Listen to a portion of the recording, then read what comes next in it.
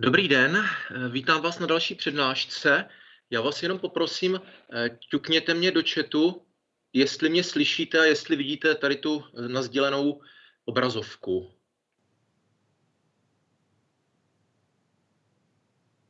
Tak, perfektní. Takže se do toho pustíme. Já prosím vás, na úvod se teda zeptám, máte někdo nějaké dotazy organizační nebo nějaké problémy nebo nějaké připomínky, poznámky? Pokud ano, tak se přihlašte, případně si zapněte mikrofon. Má někdo něco?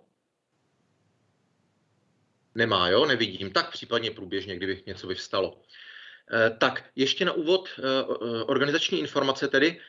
Počítačové cvičení proběhne ten příští týden, tak jak jsem psal v e-learningu, jo? To znamená zase v těch dvou termínech ve 13 a v 15 hodin v pondělí. Jo? Týká se to všech studentů vlastně. Tak je to vlastně podobně, jak to bylo minule. Jo, bude to druhé počítačové cvičení, kde je teda tématem dynamika, což je to, co dneska bychom měli dodělat. Ještě jedna věc, já tady příští týden nebudu a nebudu mít možnost teda uspořádat tu přednášku, takže tím pádem bychom teda bohužel tu příští přednášku za týden vynechali a pokračovali bychom až za 14 dní. Já vám to pak ještě napíšu do e-learningu. Jo, tady tu informaci. Tak a teď se vrátíme zpátky k tomu, kde jsme minule přestali. Takže já jsem tady vlastně na konci přednášky velmi... Příští týden dokonce svátek? Aha, vidíte. Tak tím je to vyřešené.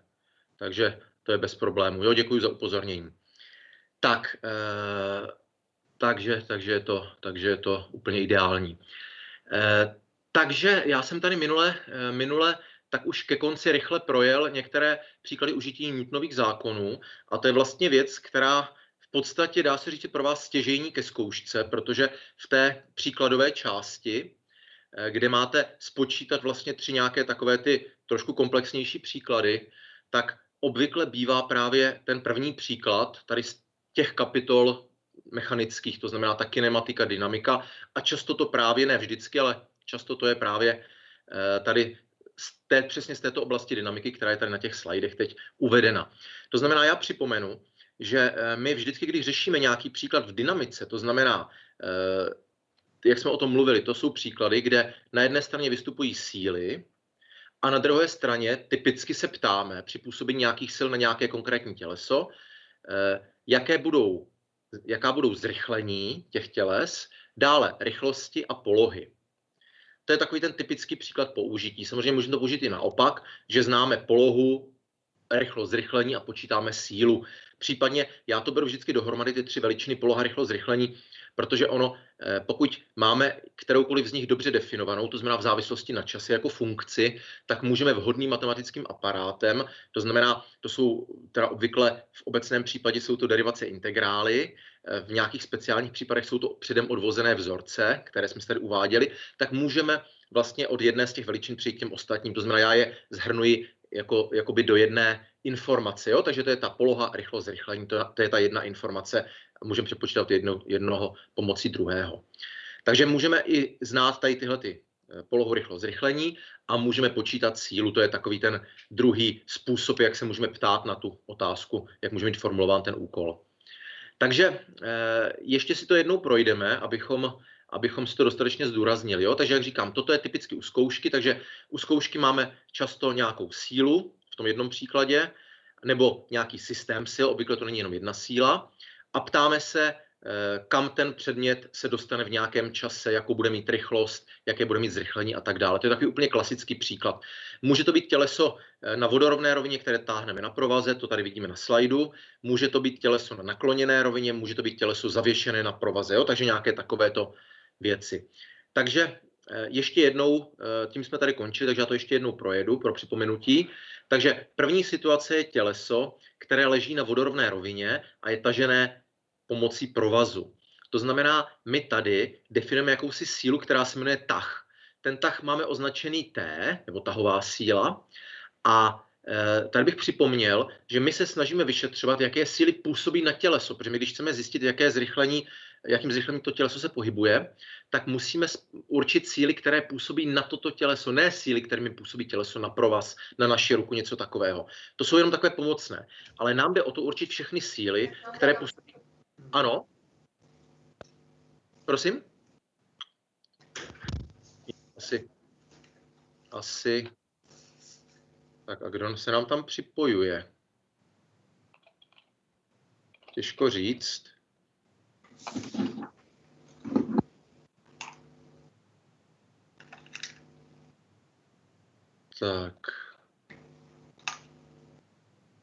Tak, prosím vás, kdo má puštěný mikrofon, vypněte si ho. Tak, děkuju. To znamená, my tedy zkoumáme síly, které působí na těleso. To znamená, jedna z nich je ta tahová, ta se vlastně přenáší z naší ruky tím, jak taháme za provázek. Jo? Takže ještě jednou připomínám, je to síla, kterou působí provázek na těleso, ne těleso na provázek. Samozřejmě tam je akce a reakce, takže kdybychom se ptali, jakou silou působí těleso na provázek, tak je to vlastně stejně velká síla, ale opačného směru. Ale pozor, působiště by měla v provázku. Tím pádem bychom to nemohli skládat s ničím dalším. Jo? Takže to nás nezajímá.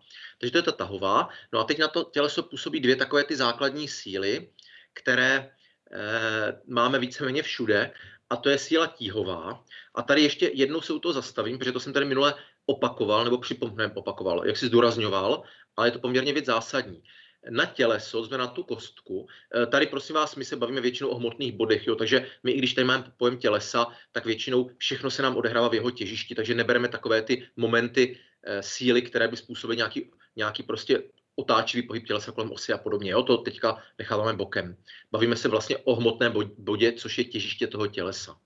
Takže tíhová síla působí na těleso. To je to m krát g, to g je tady tučně, nebo je to vektor, takže to je ta síla g s šipkou. Jo? To je, já tady píšu šipky teda už do těch vzorců, i když tady to je z učebnice, tady je to pouze tučně.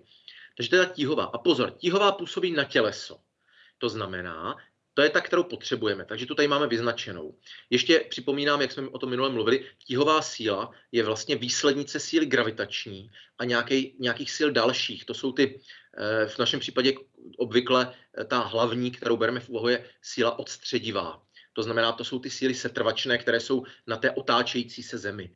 Jo, takže to je výslednice těch sil. Takže tíhová není to též co gravitační, ale dá se říct, že je velmi blízká co do velikosti i co do směru, ale ne úplně přesně stejná. Jsme v tíhovém poli, jo, které předpokládáme, že je homogenní v tom našem přiblížení kolem povrchu Země. Takže to je síla tíhová, ta působí na těleso, takže to je v pořádku, to tam chceme, takže ji tam máme. Tak a teď otázka zní, nebo úkol zní určit všechny síly, které působí na těleso. A tady je ta reakce podložky. Tady ještě jednou připomenu, že to prosím vás není reakce primárně přímo na tíhovou sílu. Proč? Protože tíhová síla působí na těleso a reakce podložky, ta, která směřuje vzhůru, působí taky na těleso. Tady to není úplně dobře nakreslené, ale ona má působiště, ono je tady spíš, nebo ne dobře nakreslené, ono je tady spíš zdůrazněné, že to působiště je už v tělese. Ono je velmi blízko tomu styčnému bodu nebo té styčné ploše mezi tělesem a povrchem té podložky, ale působiště je v tělese, ale nekonečně blízko u toho rozhraní. Takže když se nad tím zamyslíme, tak tíhová působí na těleso a ta normálová, ta reakce podložky, to je síla, kterou podložka působí na těleso, takže taky na těleso. To znamená, to nemůže být akce a reakce, protože akce vždycky působí jedno těleso na druhé a reakce druhé na první. Neboli působiště akce je v jiném tělese než působiště reakce. Proto je také nemůžeme skládat. Jo, to by vznikly takové ty paradoxní situace, kdybychom chtěli šťouchnout do té kolečníkové koule. Tágo by působilo na kouli silou F, koule na tágo silou minus F, to znamená stejně velkou opačného směru. A tím pádem, kdybychom si neuvědomili to, že působí každá v jiném působišti, tak bychom je normálně mohli složit. A protože jsou to dvě síly stejně velkého opačného směru, tak by nám vyšla nulová výslednice. Takže závěr by byl ten, že nikdy nemůžeme tágem uvést kouli do pohybu, což je samozřejmě nesmysl. Jo, takže i tady pozor na to, že síla tíhová teda není, nebo síla normálová není reakcí na sílu tíhovou, protože obě dvě působí na stejné těleso, ale je tady jedna taková ta věc, kterou je potřeba si uvědomit. Ta síla tíhová, která působí na těleso, způsobí v důsledku toho, že to těleso je takzvaně tuhé, takže ta síla se přenese přes tady tu část tělesa, tak ona způsobí to, že vlastně těleso působí stejně velkou silu a stejného směru na podložku. Jo, takže tíhová působí na těleso, ale v důsledku toho vznikne síla, kterou stejně velká stejného směru, kterou působí těleso na podložku. A teprve na tuto sílu je reakcí ta síla normálová. Jo, takže nicméně tu sílu, kterou působí těleso na podložku v důsledku té tíhové síly, tak tu tady nekreslíme, protože to nás nezajímá. To je síla na podložku. A tu tady zase nezakreslujeme. Takže nakreslíme už jenom tu normálovou. Jo, takže ještě jednou pozor, ty dvě síly v tom svislém směru nejsou reakce jedna na druhou, ale je to jakási přenesená reakce. Jo? Je to samozřejmě důsledkem té tíhové síly vznikne reakce, ale není to přímo reakce na tuto sílu. Je to reakce na tu sílu, kterou působí těleso na podložku, která je stejně velká a stejného směru. Takže prosím vás, teď máme úkol hotový a pokud tady není tření, tak máme všechny tři síly, nebo první část úkolu, tak máme všechny tři síly zakreslené. Takže to je vždycky první úkol. Prosím vás, pozor u zkoušky, já chci, abyste je zakreslili, to je tam vždycky za prvé, a abyste napsali jejich názvy do toho obrázku, včetně šipek. To znamená, tady bychom měli typicky to G s šipkou, to je ta tíhová síla. Tady bychom měli to N s šipkou, ta normálová, a tady to T s šipkou, to je ta tažná síla. Prosím vás, ještě taková poznámka. Někdy se ve fyzice rozlišuje síla tíhová a tíha. Rozdíl je v tom, že síla tíhová, to je to, co my jsme tady definovali, to znamená, to je vlastně síla, kterou působí, nebo to je vlastně síla, která působí na to těleso, jo, v důsledku existenci tíhového pole. Tíha se někdy nazývá ta druhá síla, ta přenesená, kterou působí těleso na podložku, to je ta, kterou tady nemáme. Ta se někdy nazývá tíhou, abychom jak si definovali to, jak je zatěžována ta podložka. Jo, takže to se nazývá tíhou. Taky se ptáme, jak to těleso je těžké. Tím vlastně se ptáme, jakou silou působí na podložku. A někdy se vlastně to, jak je těžké, což je od slova tíha, zaměňuje s pojmem hmotnost. Jo, a říká se vlastně, že je těžké 5 kg. Ono to v zásadě je v pořádku. Jo? My to takhle říkáme v běžném hovoru a dřív se to i takto často používalo. Dneska už se ve fyzice snažíme být v tomhle trošku striktnější. Jo? Takže když se ptáme, jak je těžké, tak obvykle tím rozumíme hmotnost neboli nějaký údaj v kilogramech. A když se ptáme na tíhovou sílu nebo na tíhu, tak tím samozřejmě rozumíme sílu v newtonech. Jo, ale v běžném hovoru se tohle zaměňuje a v podstatě nikomu to nevadí, že? Pokud nejsme přímo ve fyzice. Tak, takže to jsou všechny tři síly a máme je popsané i těmi nějakými písmeny. To je první část úkolu. Druhá část úkolu je vždycky u zkoušky sestavit pohybovou rovnici ve vektorovém tvaru. A to je to, co tady vidíme. Za prvé teda nám nepůsobí tření, jo? To je tady ta levá část, tady tahleta. Ve chvíli, kdy nepůsobí tření, tak my sestavíme pohybovou rovnici tak, že ty všechny tři síly napíšeme se znamenkem plus, protože to plus znamená skládání sil. A vůbec tady neuvažujeme to, že jedna je opačného směru než druhá. To nás teď nezajímá. Takže prosím vás, vždycky v té pohybové rovnici ve vektorovém tvaru jsou jenom plusy, nikdy ne mínus. A to prosím vás zdůrazňuji nikdy. Jo, takže to je zase u zkoušky další část úkolu takhle zapsat. Takže my sečteme všechny síly, nebo je složíme. To je vlastně princip superpozice. My jsme si je dali do těžiště a tudíž je můžeme složit. A na pravé straně hmotnost krát zrychlení. To je vlastně druhý Newtonův zákon, protože ten je podstatou nebo základem pohybové rovnice. Ten zákon síly. A to je vlastně celá tato část úkolu. Ve chvíli, kdyby tady působila třecí síla, tak vlastně ještě k tomu dáme plus síla třecí Ft. Já ji tady nemám nakreslenou, ale ona působí proti pohybu. Takže pokud tu kostku táhneme na provaze a ona se pohybuje doprava, tady prosím vás to není úplně samozřejmé, protože ona se může pohybovat doleva klidně, už předem, a my tím provazem můžeme zpomalovat pouze. Jo, takže ten pohyb se může dít i doleva. To jakoby z toho obrázku není úplně zřejmé.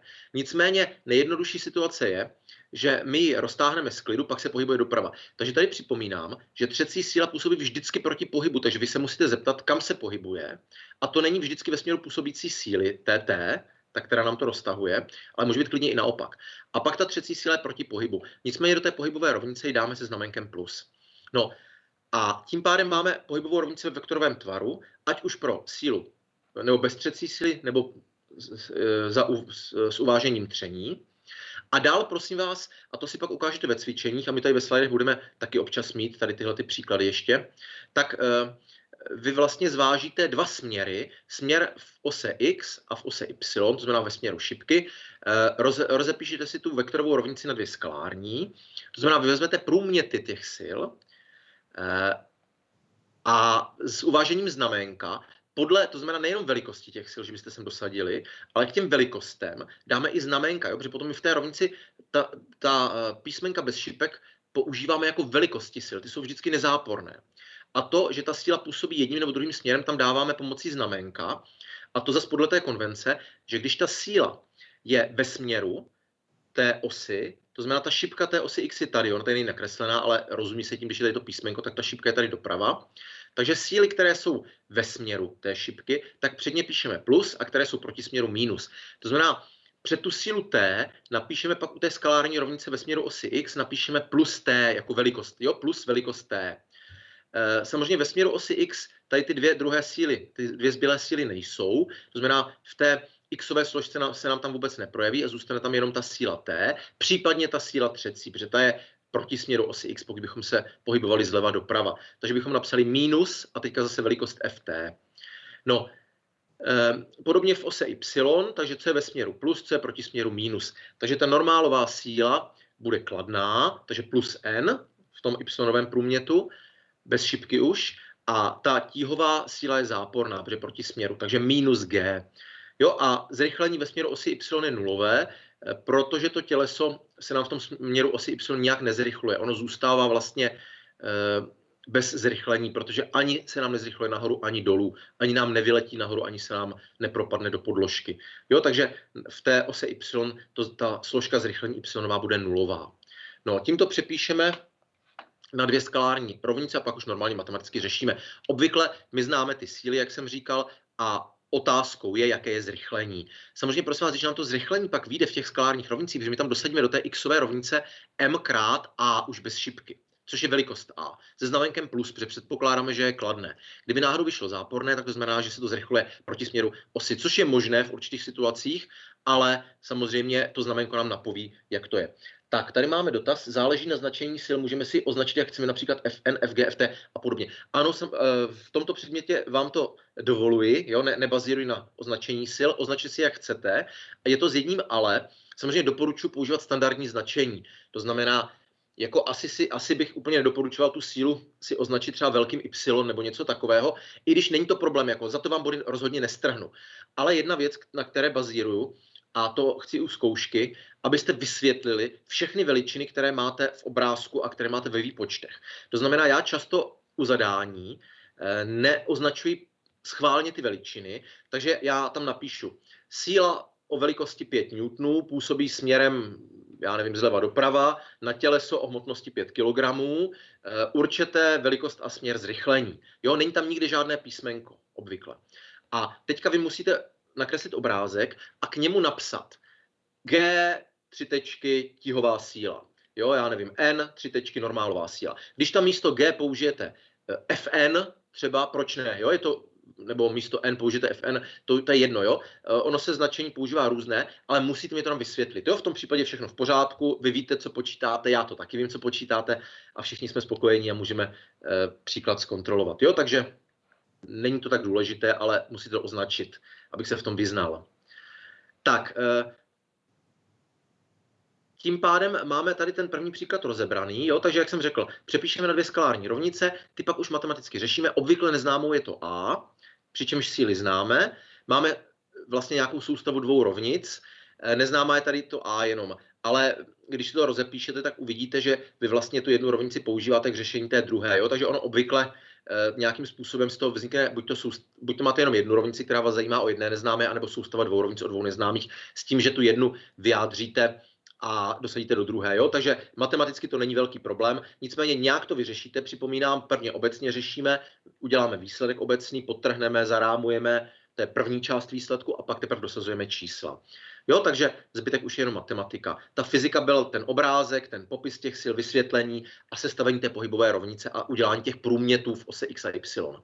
Tak zavěšené těleso, tady prosím vás máme sílu tíhovou, můžeme si osu orientovat, jak chceme, takže třeba zase nahoru, ale když se vám to líbí víc, klidně můžete dolů, protože když ten pohyb probíhá směrem dolů, tak bychom třeba chtěli, aby to zrychlení bylo kladné, aby ta síla tíhová byla kladná, co teda pak do toho průmětu.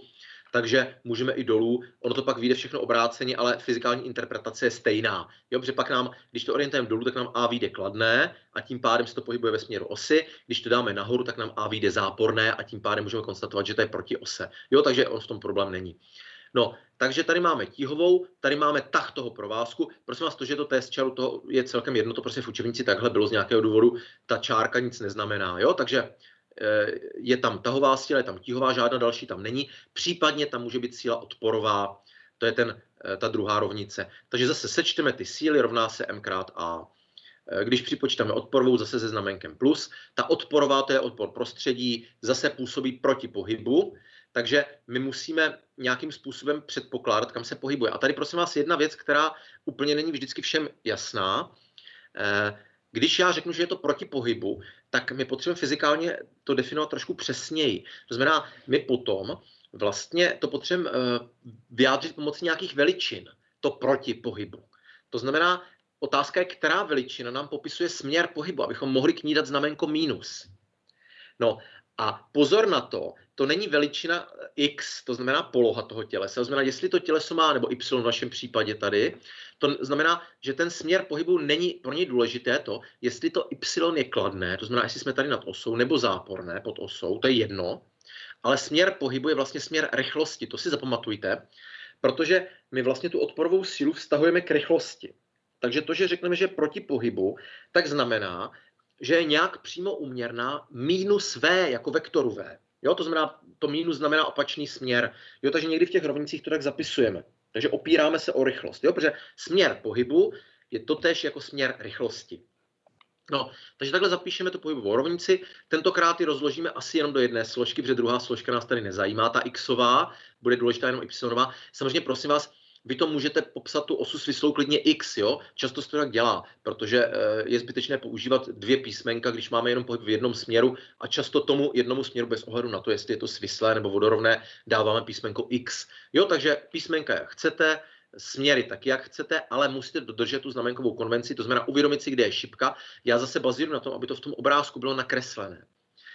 Takže abyste tam nakreslili tu šipku a pak správně přiřadili znamenka. Takže to, co napíšete s těmi znamenky tady pod tu vektorovou rovnici, ty skalární rozpisy, tak musí odpovídat vašemu obrázku. Často se mně stává, že studenti nakreslí správně obrázek, napíšou správně rovnice, ale ten obrázek a ty rovnice jsou pro jiné případy, že to spolu neodpovídá. Tím pádem to znamená, že pravděpodobně student někde si buď to zapamatoval nebo obsal řešení, kterému nerozumí, a samozřejmě pro mě je to už jakási známka, že něco není v pořádku. Takže pozor na to, musí to korespondovat, ty obrázky s těmi popisy. Když to nekoresponduje, byť by oboje bylo v principu správně, tak samozřejmě já už v té chvíli strhávám body a už něco není v pořádku a už prostě se to projeví na tom hodnocení.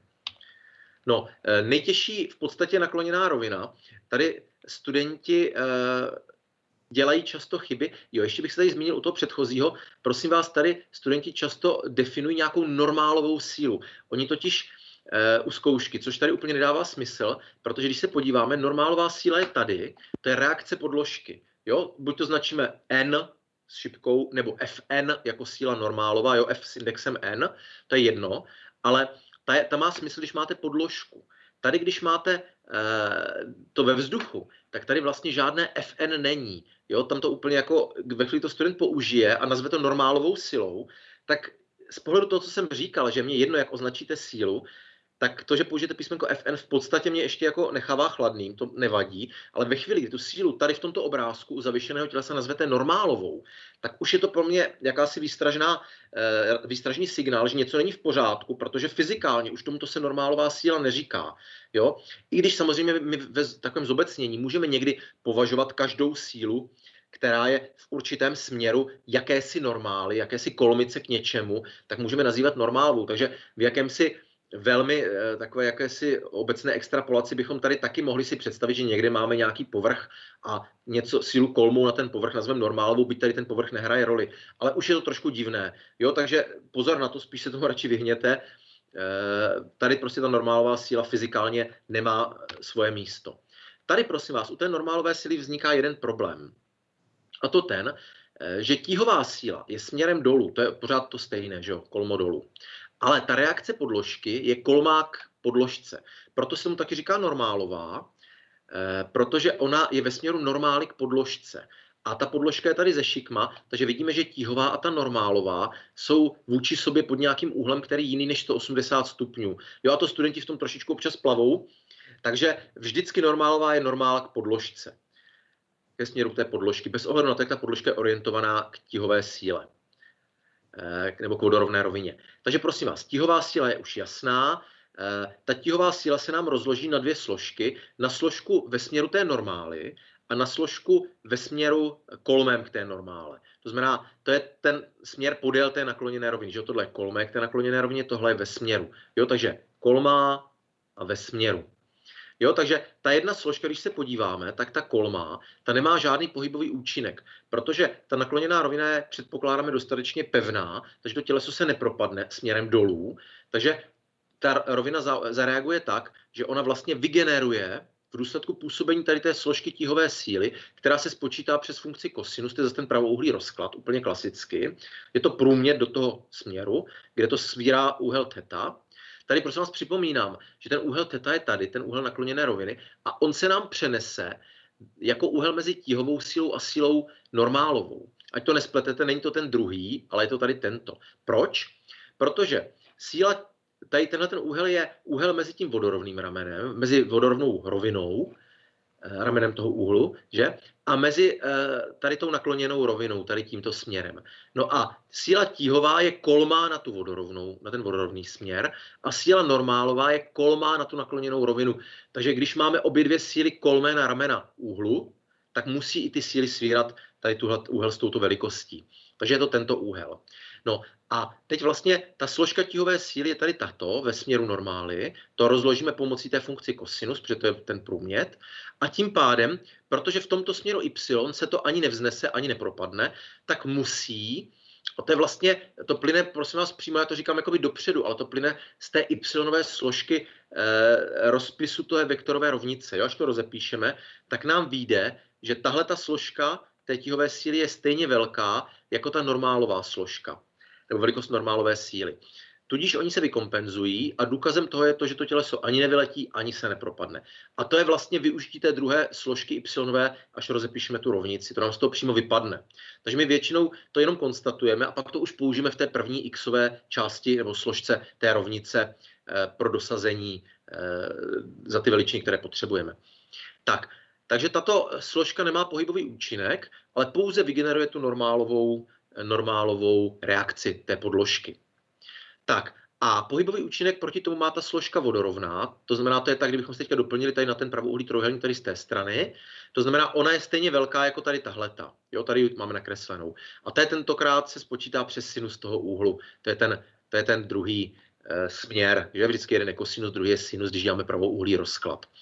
No a tím pádem tenhle složka má pohybové účinky, a s tou pak dál vlastně počítáme. Nicméně my v první fázi si zapíšeme všechny tři ty síly vektorově. Pokud je tam třecí síla, tak opět proti směru pohybu, takže je otázka, jestli my to taháme nahoru nebo dolů. Takže když nahoru, tak třecí půjde dolů, myslím teda směrem ze šikma dolů, po té nakloněné rovině, ne kolmo dolů. Pokud to necháme klouzat, tak vyšla nahoru. Takže ji tam nakreslíme správně, tady ji nemám nakreslenou, a započítáme se znamenkem plus, ale pak do těch rozkladů podle toho, jestli je ve směru osy x nebo proti směru, tak tam dáme přední zase před tu velikost, buď to plus nebo mínus. No, takže to je nakloněná rovina. Takže pozor, prosím vás ještě jednou, ta normálová složka, nebo ta reakce, ta normálová síla je pouze reakcí na tu složku normálovou té síly tíhové. To znamená, není to přímo rovno velikostí tomu mg, ale mg krát kosinus theta. Takže kolegyně s vámi udělá ve cvičení nějaké úkoly na to, teďka v tom nejbližším. Já vám dneska už dám domácí úkoly z těch prvních dvou kapitol, to znamená kinematika a dynamika, vám tam dneska otevřu na e-learningu, dám vám tam nějaké termíny, abyste to vypracovali rukou na papír, naskenovali a vložili, jo, do toho systému. Má někdo nějaký dotaz? Nemáte, jo? Tak. No, takže prosím vás, to jsme si rozebrali takové ty tři základní situace, takže ještě jednou připomínám nebo upozorňuji. Tohle z těchto tří situací velmi často vybírám jeden příklad ke zkoušce. Samozřejmě tam v každé z těch situací se to zadání dá určitým způsobem modifikovat a jsou tam různé varianty toho zadání, takže není to vždycky všechno jako jak přes kopírák, ale je to fyzikálně, je to velmi podobné, rozpadá se to právě na tyto 3 situace. Takže vřele doporučuji věnovat na cvičení tomuto dostatečný důraz, soustředit se na to, naučit se to stejné za domácí úkol. Prosím vás, u těch domácích úkolů nedoporučuju, často se to děje, bohužel my tomu nemůžeme úplně zabránit, nedoporučuju, prosím vás, opisování jeden od druhého, tím v podstatě jakoby nevylučuju, že nemůžete se vzájemně poradit, jak to dělat, jo, ale každý by měl to řešení mít samostatně, mělo by to na tom řešení být vidět, to znamená, já tam často vidím, že jsou ty úlohy jak přes kopírák, prostě jeden vedle druhého, jedna rovnice je vlevo, druhá je vpravo, jo, použijou úplně stejné označení, třeba nestandardní, úplně stejnou chybu, takže tam je prostě jasné, že to dělají dohromady. Já nejsem schopen to úplně jakoby dohlídat, což je jako jasné, ale doporučuji, dělejte to sami, protože se vám to u zkoušky může vymstit. Pokud to jenom budete opisovat, je potřeba tomu rozumět, abyste dokázali, protože u zkoušky je nějaký příklad, který je do jisté míry unikátní. Já se snažím vymýšlet ty příklady jakoby nově, to znamená, neberu doslova nějaký příklad, který jsme dělali ve cvičení, ale je tam větší či menší modifikace nebo úprava, takže dejte si na to pozor a zkuste spíš proniknout do té podstaty, než to jenom bez duše obsat. Yes, Tak, máte dotaz? Má někdo? Pokud ne, tak nemáte, jo? Takže si vypněte mikrofon, jo? Pokud tam někdo máte zaplý. Tak, takže prosím vás. Dneska bychom se podívali. Tak prosím vás, vypněte si mikrofon, jo?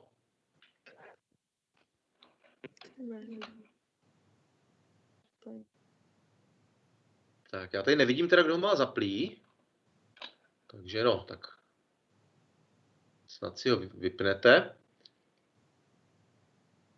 Tak já se podívám.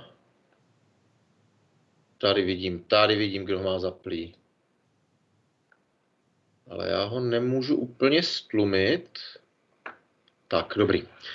Takže prosím vás, dneska bychom se podívali na další kapitolu, takovou poměrně významnou, a to je taková kapitola, která se týká práce, energie, výkonu. To znamená, to jsou taková další skupina veličin, které souvisí nebo které jsou podstatné v dynamice. Jo? Zatím jsme se teďka bavili o takových těch veličinách poloha, rychlost, zrychlení, to už bylo z kinematiky. Dále jsme přibrali veličinu síla a teď se posuneme teda dál tady do těch energetických veličin. Já tomu někdy říkám veličiny energetické zkráceně. Jo? Tím teda rozumím veličiny, které jsem teď vyjmenoval, práce, energie, výkon. Jo? Tam spadají ty různé potenciální, kinetické a tak dále energie. Takže prosím vás, první věc, co je to síla. Síla se někdy říká jiným slovem dráhový účinek síla jsem řekl, práce jsem chtěl říct. Tomu se někdy říká dráhový účinek síly. To máme tady v závorce. My za chviličku tady budeme mít ještě jeden účinek síly a to je časový účinek síly. Jo? Takže my rozlišujeme v zásadě dva účinky, časový a dráhový, takže práce je ten dráhový. Takže práce se koná tehdy, když po nějaké dráze se pohybuje těleso, po nějaké trajektorii, urazí se nějaká dráha, za třeba za nějaký časový interval a my po této dráze, po této trajektorii, nebo podél této trajektorie působíme silou.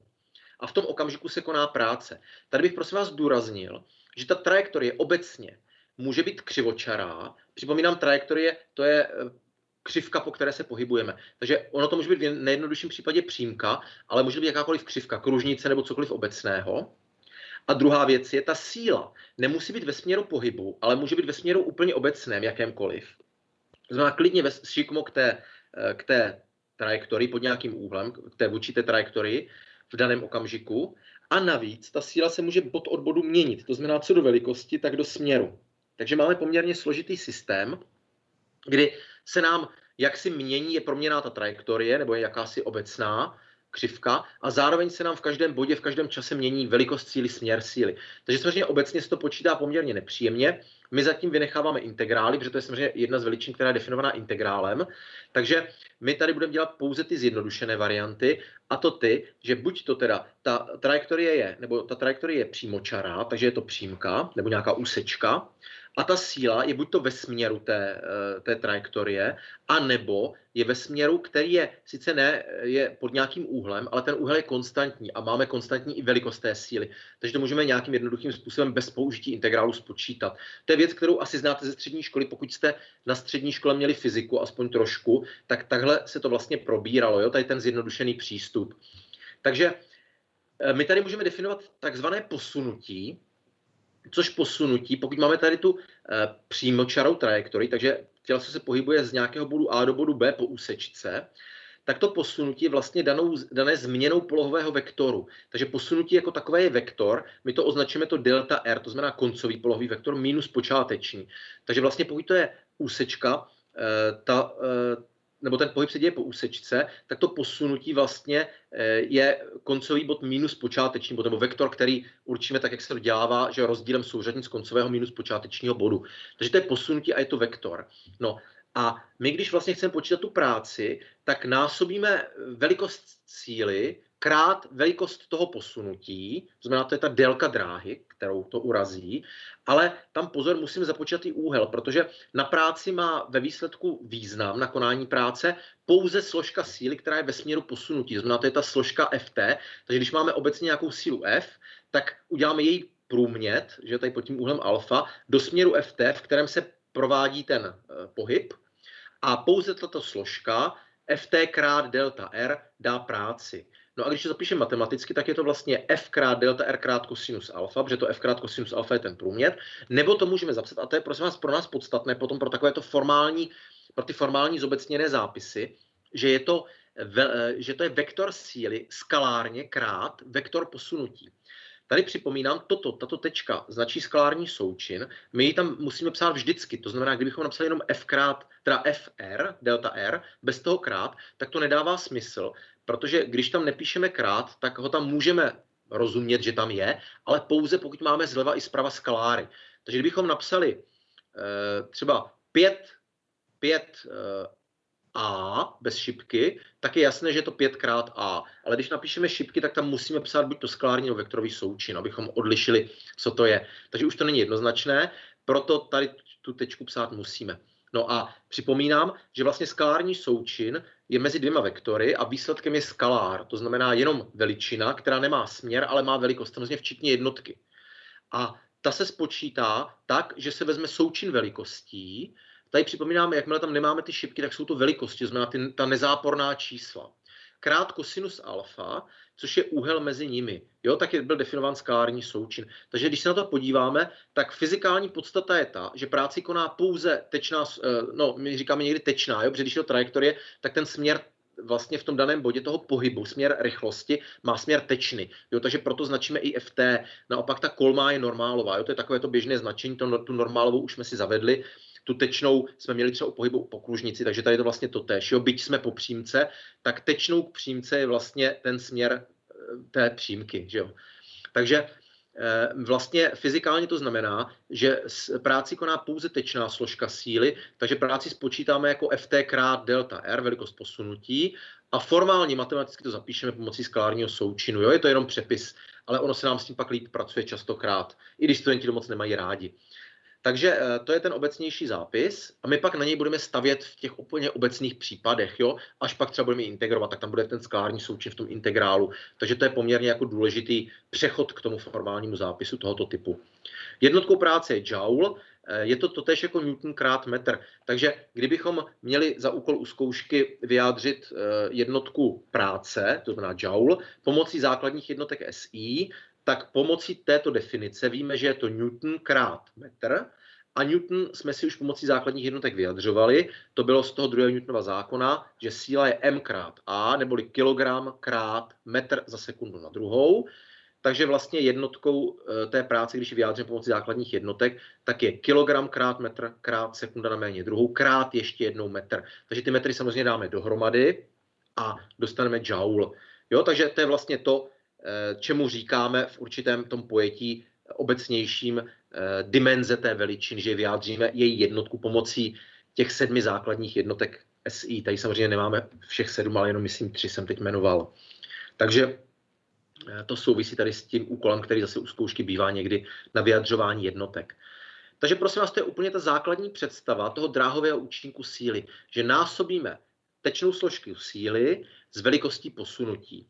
No a samozřejmě prosím vás, kdyby ta trajektorie byla křivočará a ten směr síly se nějak měnil, tak úvaha je taková, že my si tu trajektorii rozdělíme na malé kousky a na každém malém kousku spočítáme nějakou malou práci, kterou ta síla vykoná a pak je všechny sečteme.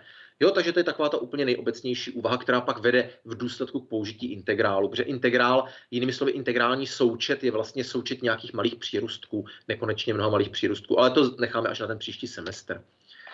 Tak, takže tady máme prosím vás jakýsi příklad, abychom si ukázali použití vektorů právě při výpočtu tady těchto úloh. Je to velmi jednoduchý příklad, takže prosím vás u zkoušky takhle jednoduchý asi nebude, ale je to něco, na čem stavíme, jo? Takže je to tady taková jenom demonstrace něčeho velmi jednoduchého. Takže my máme definovanou sílu. Tady prosím vás si všimněme, já jsem tady použil mám tady dva způsoby zápisu. Jeden je ten matematický, tohle je prosím vás ta síla. Já tady mám 3 složky té síly, to je ta složka xová, y, z. A tak, jak jste zvyklí asi z matematiky, tak to píšu do kulaté závorky oddělené čárkami. Za to píšu Newton, abych zdůraznil, že to nejsou jenom čísla, že to není nějaký matematicky obecný vektor, ale že to fyzikální veličina. Jo, takže aby to bylo i rozměrově v pořádku. Takže xová složka jsou 3 newtony, y 5 newtonů a z minus 2 newtony. Jo, to je význam tohoto zápisu. Podobně máme daný ten polohový vektor. Prosím vás, tady mám sice značené R, ale rozumí se tímto delta R, to znamená, je to vlastně ta změna toho polového vektoru. Jo? Já to tamto delta nepíšu, ale ze zadání příkladu je jasné ten význam, protože my jsme se posunuli o tento vektor. Znamená, to je vlastně ten rozdíl souřadnic koncového bodu a počátečního při tom pohybu. Zase si všimněte, že tady mám metry, protože ten rozdíl v ose X, to těleso urazilo 2 metry, v ose Y to těleso urazilo minus 1 metr, což znamená, že šlo proti ose Y o 1 metr a v ose Z to urazilo 4 metry. Samozřejmě, prosím vás, mě tady proto řešení je jedno, kde začalo a kde skončilo, ale je důležité jenom ten rozdíl toho konce a počátku, že já to můžu posunout kamkoliv. Tam to je invariantní vůči posunutí, ta práce. Tak, mohu si vektory nazvat x, y, z podle os. No, upřímně řečeno, prosím vás, úplně bych to nedoporučoval a i si myslím, že se to ani nedělá, nebo aspoň si neuvědomuji, že bych to někdy dělal. Tady, prosím vás, musíme být trošku obezřetní, protože samozřejmě ta určitá benevolence třeba v označování těch veličin a těch sil a hmotností, jestli velké M, malé m nebo něco jiného, je jedna věc, ale tady to XYZ má naprosto jasný význam. To je ten kartézský souřadný systém a my ve fyzice zase dáváme jednoznačný význam těm vektorům jednotkovým IEK. Když to použijete, já přesně vím, co to je, nemusíte to nějak popisovat. Když to použijete do X šipkou, Y šipkou, Z šipkou, nevím, jestli jste to byli třeba zvyklí používat, já fakt jsem to, asi tohle jsem nikdy neviděl, takže je to silně nestandardní, takže úplně bych to nedoporučoval. Jo? Pokud byste to vysvětlili v tom příkladě, jako opravdu vysvětlili, že to takto značíte, tak bych to asi byl ochoten akceptovat, ale upřímně řečeno moc by se mi to nelíbilo, takže spíš to moc nedoporučuji. Je to moc silně nestandardní a pouštíte se trošku na tenký led, jo? Protože tady ta terminologie, taková ta základní, kterou používáme, je trošku v jiném smyslu. Jo? Takže radši moc ne. Používali jste to v mechanice. Jo, takhle, moment, takže X šipkou, Y šipkou, Z šipkou to nedoporučuju, to asi ne, ale Fx, Fy a Fz samozřejmě používat můžete. To, že si rozložíte ten vektor na souřadnice, nebo na složky, pardon, kterým dáte šipky, protože potom to Fx bez šipky je souřadnice toho vektoru a ta je kladná nebo záporná, že to není jenom velikost, ale přímo souřadnice. To používat samozřejmě můžete, to já taky používám. A když to Fx napíšete s šipkou, tak to je složka vektoru. To taky používám. To je naprosto v pořádku. Jo, takže klidně. Tak, a teď prosím vás, tady máme druhý zápis pro ten výpočet, už ten fyzikální, že my si tady za ta čísla napíšeme ty jednotkové vektory, což je vlastně význam toho, že to 3x ten jednotkový vektor ve směru osy x v newtonech a tak dále. Co je důležité, že tady jsme neměli ty plusy. Tady jsme měli jenom čárky, byl to jakýsi formální zápis. Tady už dáváme plusy a už je to vlastně jakýsi mnohočlen. A v závorce za závorkou máme newtony. A tady máme krát a už je na tom důležité to, že já to můžu ty dvě závorky roznásobovat. Takže já bych klidně udělal každý s každým, bych roznásobil, včetně jednotek. A pak samozřejmě zvážím, že to i krát i je skalární součin dvou stejných jednotkových vektorů, takže to je rovno jedné, protože úhel je 0 a velikost je 1, že? Když je to i krát je, ty smíšené součiny, tak ty jsou kolmé, tak je to 0. Znamená, vy byste byli schopni odvodit ten výsledek skalárního součinu, kdybyste vlastně neznali ten zjednodušený vzorec, který jsme si uvedli, nicméně my ho používáme, takže ve výsledku to děláme tak, že je to 3 krát 2, ta první složka, nebo velikost té první části, plus 5 krát minus 1, pozor, musí tam být znamenka, jo, nesmíte ji zapomenout, plus 3 krát 3, minus 2 krát plus 4. A samozřejmě je to všechno v těch jednotkách, takže nám vyjde, když to počítáme tady jednotky Newton krát metr, ty nám tady probublají až nakonec a je to totéž co joule. Jo, takže prosím vás, to je taková demonstrace, jak se s tím vlastně fyzikálně počítá. Jo, takže vám šlo o to fx, fy, fz, takže to je v pořádku, jo, to se používá. Tak, jo, takže prosím vás, to je demonstrace toho, jak se to dá použít. To je taková ta mechanika, kdy my vlastně, když se nad tím zamyslíte, tak my vlastně nemusíme ani, je to trošičku moc matematické, my ani nemusíme chápat fyzikální podstatu toho příkladu, když je takhle jednoduše zadaný, a jenom tupě matematicky dosadíme dva vektory, víme, že mezi nimi je skalární součin, spočítáme, máme výsledek, aniž bychom v podstatě byli nuceni rozumět té fyzice v tom. Jo, takže to je samozřejmě mezi fyzikou a matematikou je velmi úzká spojitost a některé příklady v podstatě ty jednoduché jsou jenom dosazení do toho vzorce, což tady to je ukázka, že když používáme ty vzorce, ty obecnější, tak se to i takto může redukovat. Ale samozřejmě my se snažíme tomu rozumět, abychom neskončili jenom u toho dosazování. Tak, druhou veličinou, kterou jsem tady zmínil energetickou, tak je výkon. Výkon, když konáme práci, tak samozřejmě nás může zajímat, jaká práce byla celkově vykonána, ale vy víte, že máme víc možností. Buď to můžeme tu práci rozložit na dlouhou dobu a konat ji po malých dílech, po malých kouscích, neboli kdybychom to převedli do běžného života, tak místo, abychom vzali 100-kilový náklad a přenesli ho z místa A na místo B dohromady, tak třeba na vzdálenost 10 metrů naraz, tak ho budeme buď to přenášet kousek po kousku, a nebo ho rozdělíme na malé náklady a budeme přenášet delší dobu, ale po menších kouscích, takže se tak neunavíme, řekněme. Jo, nebude to pro nás takový naraz, takový výkon. A tady jsem použil to slovo výkon, protože vlastně my v obou dvou případech vykonáme stejnou, nebo ve všech třech, které jsem tady zmínil, to, že to odnesem naraz, to, že to odnesem celé, ale po menších úsecích, anebo to, že si to rozdělíme na malé náklady a přenášíme to dlouho, ale po malých kusech, tak my vždycky vykonáme teoreticky stejnou práci. Samozřejmě neberu tady v úvahu to, že naše tělo potřebuje nějakou energii i pro nějaké biologické pochody a tak dále, jo, takže to samozřejmě teďka neuvažuju. A dále to, že je tam nějaké tření, takže my konáme práci i na překonání těch sil tření, to je asi především to, co je potřeba si uvědomit. Takže ve výsledku ty práce nebudou úplně stejné, nicméně pokud bychom tohle všechno zanedbali, tak je jedno, jak si to rozkouskujeme a ta práce je vždycky stejná.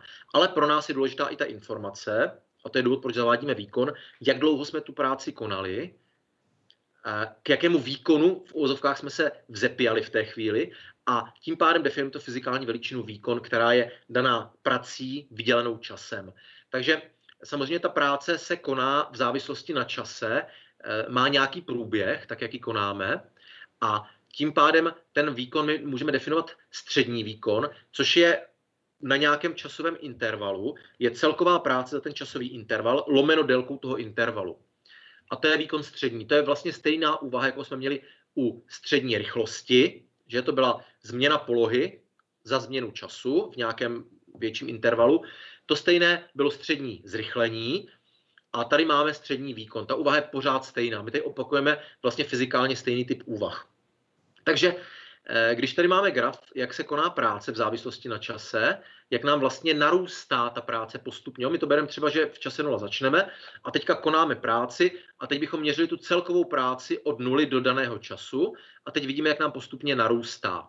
No, tak ten okamžitý výkon, střední výkon je celý ten interval, to znamená, to je tady to delta t, takže celková práce za ten interval lomeno celkový čas, délka toho intervalu. Jednotkou je joule za sekundu, když tam dosadíme. Nicméně vy znáte to, nebo víte, že jednotkou výkonu je watt. Jo, takže 1 watt, což je totéž jako joule za sekundu. Takže zase, když to máte vyjádřit pomocí základních jednotek SI, tak bychom využili ten joule, který jsme si ukázali před chvilkou, a ještě bychom to vydělili sekundou.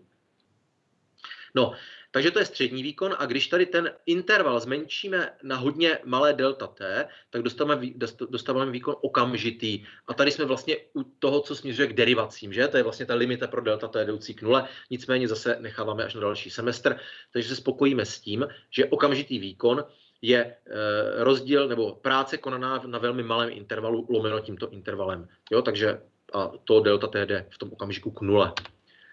Tak,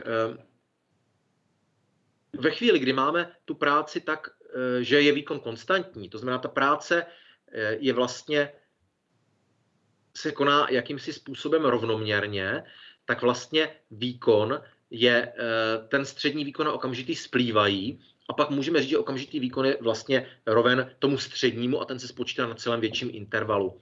No a když ten vztah otočíme, tak můžeme říct, že práce se spočítá jako výkon krát rozdíl času.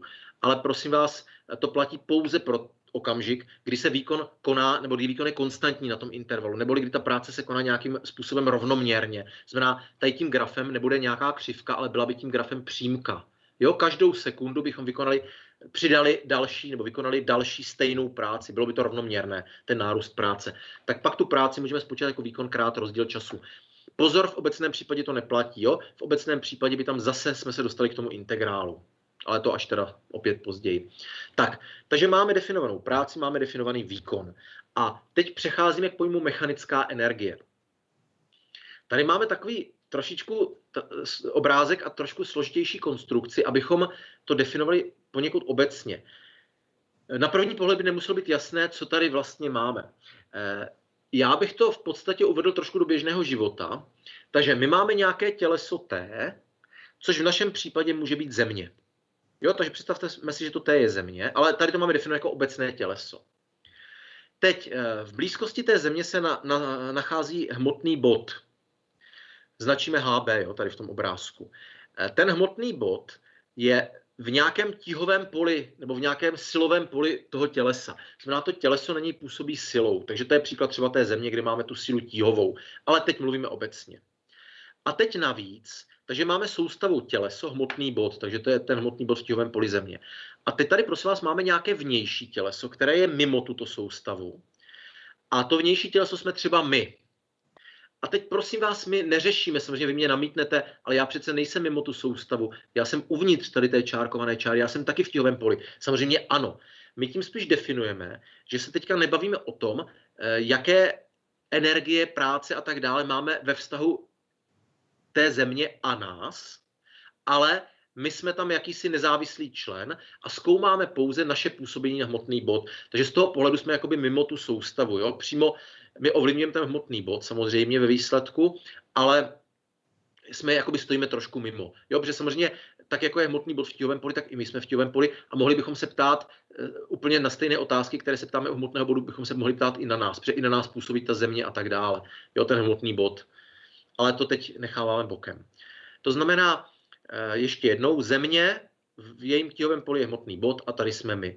No a teďka my působíme na ten hmotný bod vnější silou. To znamená, my ten hmotný bod chytneme, za nějaký třeba provázek si ho přivážeme a táhneme. Jo, to je ta vnější síla.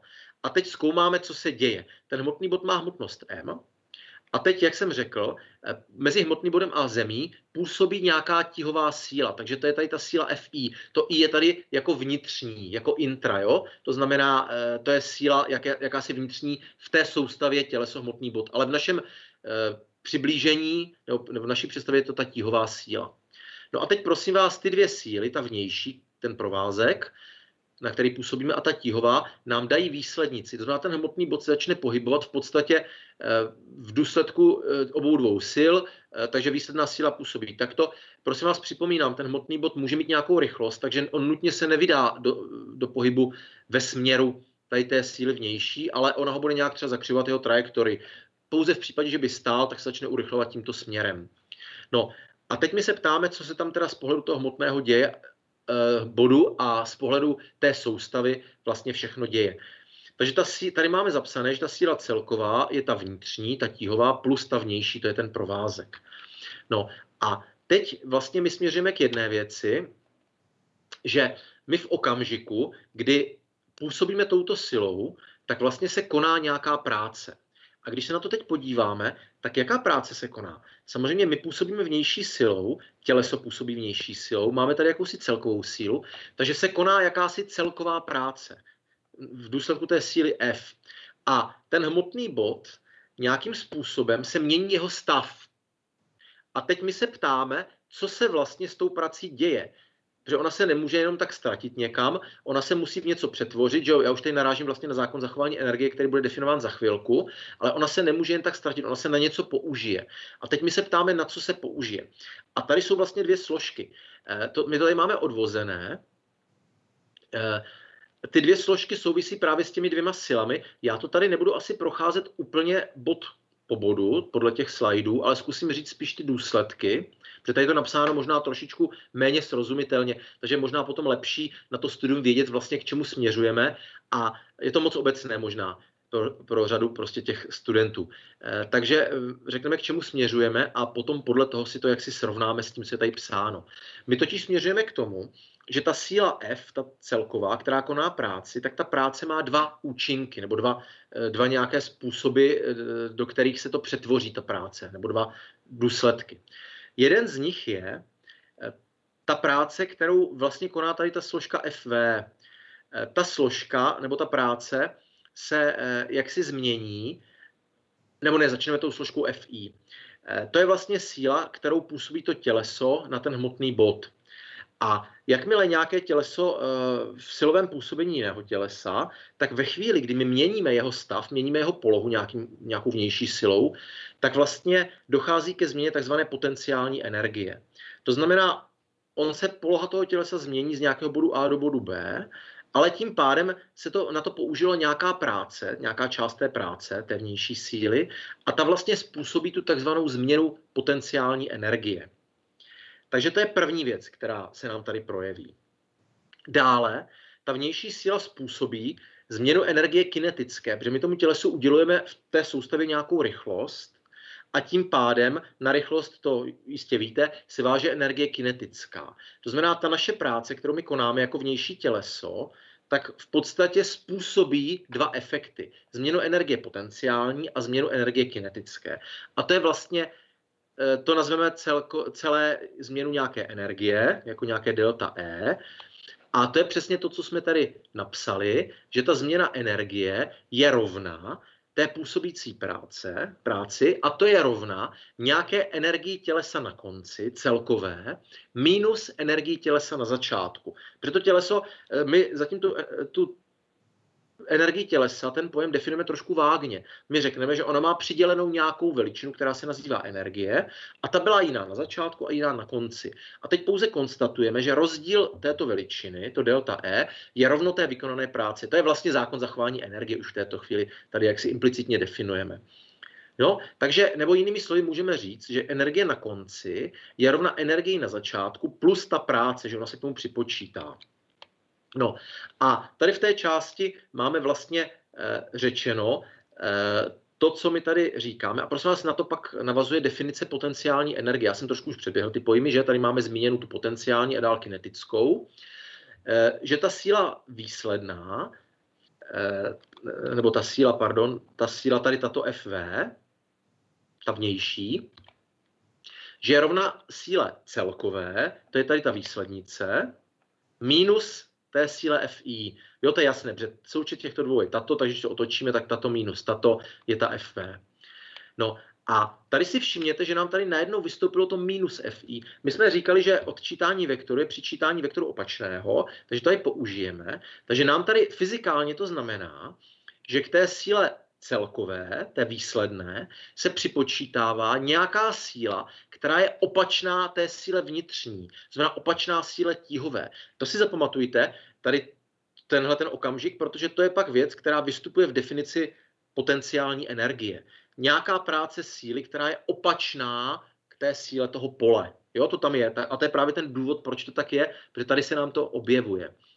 No, takže my vlastně to, co jsem už řekl, tu změnu energie přiřadíme nebo rozdělíme na dvě změny. Na změnu energie kinetické, ta souvisí s rychlostí, a změnu energie potenciální, ta souvisí s tou prací té síly opačné, než je ta síla toho pole.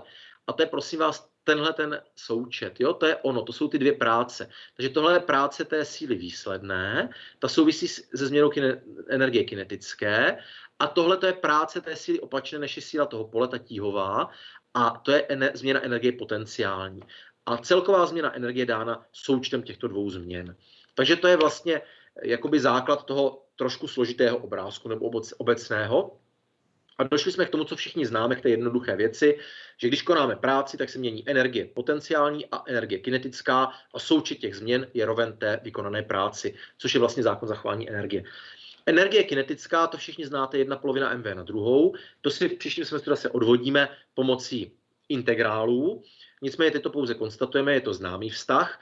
Tady bych prosím vás připomněl nebo upozornil.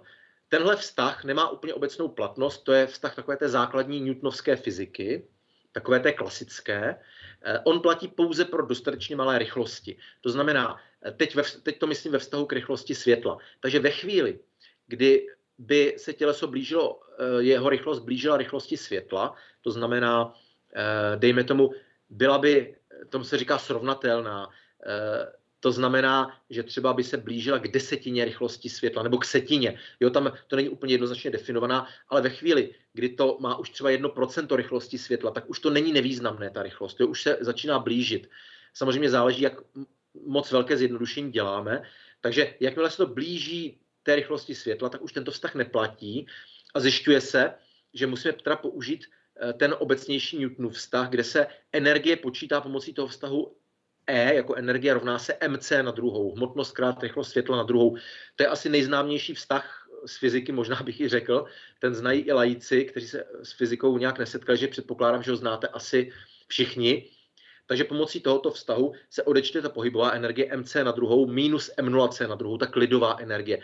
Použijí se tam takové ty transformační vztahy, ten Lorenzův faktor s tou odmocninou 1 minus v na druhou lomeno c na druhou a dojdeme k tomu, což je zajímavé, že ten vztah pro kinetickou energii je mnohem složitější. Jo, vystupuje tam ta odmocnina a tady tohleto. Ale když uděláme jeho Taylorův rozvoj, to znamená, to asi taky znáte z matematiky, my když máme nějakou nelineární funkci, tak si můžeme v nějakém bodě ji rozvinout ve formě polynomu. A ono se to více či méně blíží té funkci, že jo, tak když se to blíží málo, tak uděláme další členy toho polynomu, my ho vždycky někde uřízneme u určité mocniny. Takže tohle je vlastně nebo tohle kvadratický člen je tady v na druhou, právě když rozvineme ten Taylorův polynom pro tu obecnou kinetickou energii spočítanou pomocí Einsteinova vztahu, tak je to vlastně člen druhého řádu. Jo, protože my to rozvíjíme vůči rychlosti, takže ty první dva členy jsou nulové, ten konstantní člen, ten absolutní a ten prvního řádu, a je tady nenulový první druhého řádu. Takže to je ten z té klasické fyziky, který vlastně, dá se říct, byl pravděpodobně nejprve zjištěn empiricky, pak se dá dále odvodit tady z nějakých věcí kolem těch prací, to budeme dělat v tom příštím semestru. Nicméně je to jenom jeden člen toho rozvoje a pro velké rychlosti je potřeba vzít těch členů víc nebo vzít ten obecnější vztah. Jo? Nicméně my jsme tady v malých rychlostech obvykle, takže to není problém v takové té makrofyzice používat tady tento vztah. Tak, tady se zmíníme o potenciální energii trošku podrobněji a to je, prosím vás, to, co jsem vás upozorňoval před chvilkou, abyste si uvědomili nebo zapamatovali, že se tady bavíme o nějaké práci síly minus Fi a to je přesně ona tady. Takže my si představíme, že máme v nějakém bodě těleso a teď vnější silou se ho snaží, v tíhovém poli třeba Země nebo v nějakém silovém poli nějakého jiného tělesa a my se ho snažíme z nějakého bodu dostat do jiného bodu v tom poli. A to pomocí vnější síly. A teď prosím vás, tady děláme ne zjednodušení, ale jednu úvahu, která je korektní, ale ono se nám to tím významně zjednoduší, jo? Takže my ji můžeme udělat a děláme ji kvůli tomu zjednodušení. A to je ta, že na začátku to těleso je v klidu, to, kterým pohybujeme, a na konci je taky v klidu. A to je z toho důvodu, aby se nám tam nemotala kinetická energie. To znamená, my ho máme v klidu a teď, abychom ho nerozjeli nějakou rychlostí, tak ho posouváme nekonečně pomalu, nekonečně dlouho. Jo, je to takové trošku zjednodušení, to vypadá trošku zvláštně, nicméně ono to jaksi fyzikálně není problém takto si to představit a nám pak odpadne kinetická energie. Samozřejmě mohli bychom si představit, že ho prvně urychlíme a pak ho zase zabrzdíme. A samozřejmě ta energie, která se spotřebuje na urychlení, na tu kinetickou, tak bude stejně velká jako ta, která se spotřebuje na zabrždění. Takže bychom dopadli úplně stejně. Jo, ale pro takové ty úplně jakoby učebnicovější úvahy řekneme, že se pohybujeme nekonečně pomalu, nekonečně dlouho, což není na újmu obecnosti, i když to vypadá trošku divně, jo, ale takhle to používáme. Ale mohli bychom si i představit, že ho urychlíme, pak zase zpomalíme. Není to problém, ale ta první varianta je jednodušší. Takže my ho nekonečně dlouho z klidu posouváme nekonečně pomalu do daného bodu, takže on na konci je taky v klidu. A vlastně celou dobu nezíská žádnou kinetickou energii. Neboli ten vztah, který jsme tady měli, tak ta síla F tady bude nulová v tom okamžiku. Což prosím vás představuje situaci, když půjdeme ještě zpátky, že my vlastně tou vnější silou kompenzujeme pouze tuto sílu Fi. Neboli my si můžeme představit, jak působíme tou silou tak, když ho posouváme z místa A do místa B, tak my vlastně působíme proti té síle Fi a to silou stejně velkou, naprosto stejně velkou. A co se prosím vás stane vzhledem k prvnímu Newtonovu zákonu, nebo podle prvního Newtonova zákona? No, když tady bude pouze ta síla Fi, ta síla tíhová třeba, a ta naše vnější síla stejně velká opačného směru, tak výslednice síly je nulová a těleso se trvává v klidu nebo v rovnoměrném přímočarém pohybu. Takže když my jsme řekli, že bylo v klidu, tak ono pořád je v klidu. A my teďka si můžeme představit, že tu sílu F, tu vnější, nepatrně zvětšíme, ale nepatrně, že to jde k nule to zvětšení. A tím pádem to těleso se nám malinko vydá ve směru té síly do pohybu, ale my okamžitě zase snížíme, takže ono se bude nekonečně pomalu, nekonečně dlouho pohybovat. Jo? To naše nekonečně malé zvýšení bylo na nekonečně krátkou dobu a tak dále. Jo? Takže vlastně do těch našich výpočtů se to nějak jaksi neobjeví v těch našich výpočtech. Jo? Takže my v podstatě říkáme, že ty síly jsou naprosto stejné a pouze se nekonečně pomalu začne pohybovat v jednom směru a tím pádem my vlastně přesně kompenzujeme tu tíhovou sílu, abychom mohli ten pohyb vlastně zrealizovat. A to je ta fyzikální podstata toho, co je tady napsané, protože my vlastně máme vnější sílu, která je minus Fi, která je přesně stejně velká, ale opačného směru. A ta vnější síla nám způsobí ten pohyb z místa A do místa B, přesně kompenzuje tu tíhovou sílu a ta práce, kterou my vykonáme, je přesně velká jako změna potenciální energie, protože změna kinetické je tady nulová díky té nulové druhé složce. Neměníme rychlost. A to je prosím vás to, co jsem řekl, je přesně definice potenciální energie.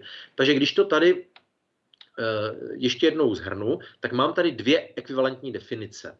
Obě dvě jsou vlastně stejné, jenom tam jednou operuji se silou toho pole a jednou se silou, která je vnější proti směru toho pole. Ale význam je naprosto stejný.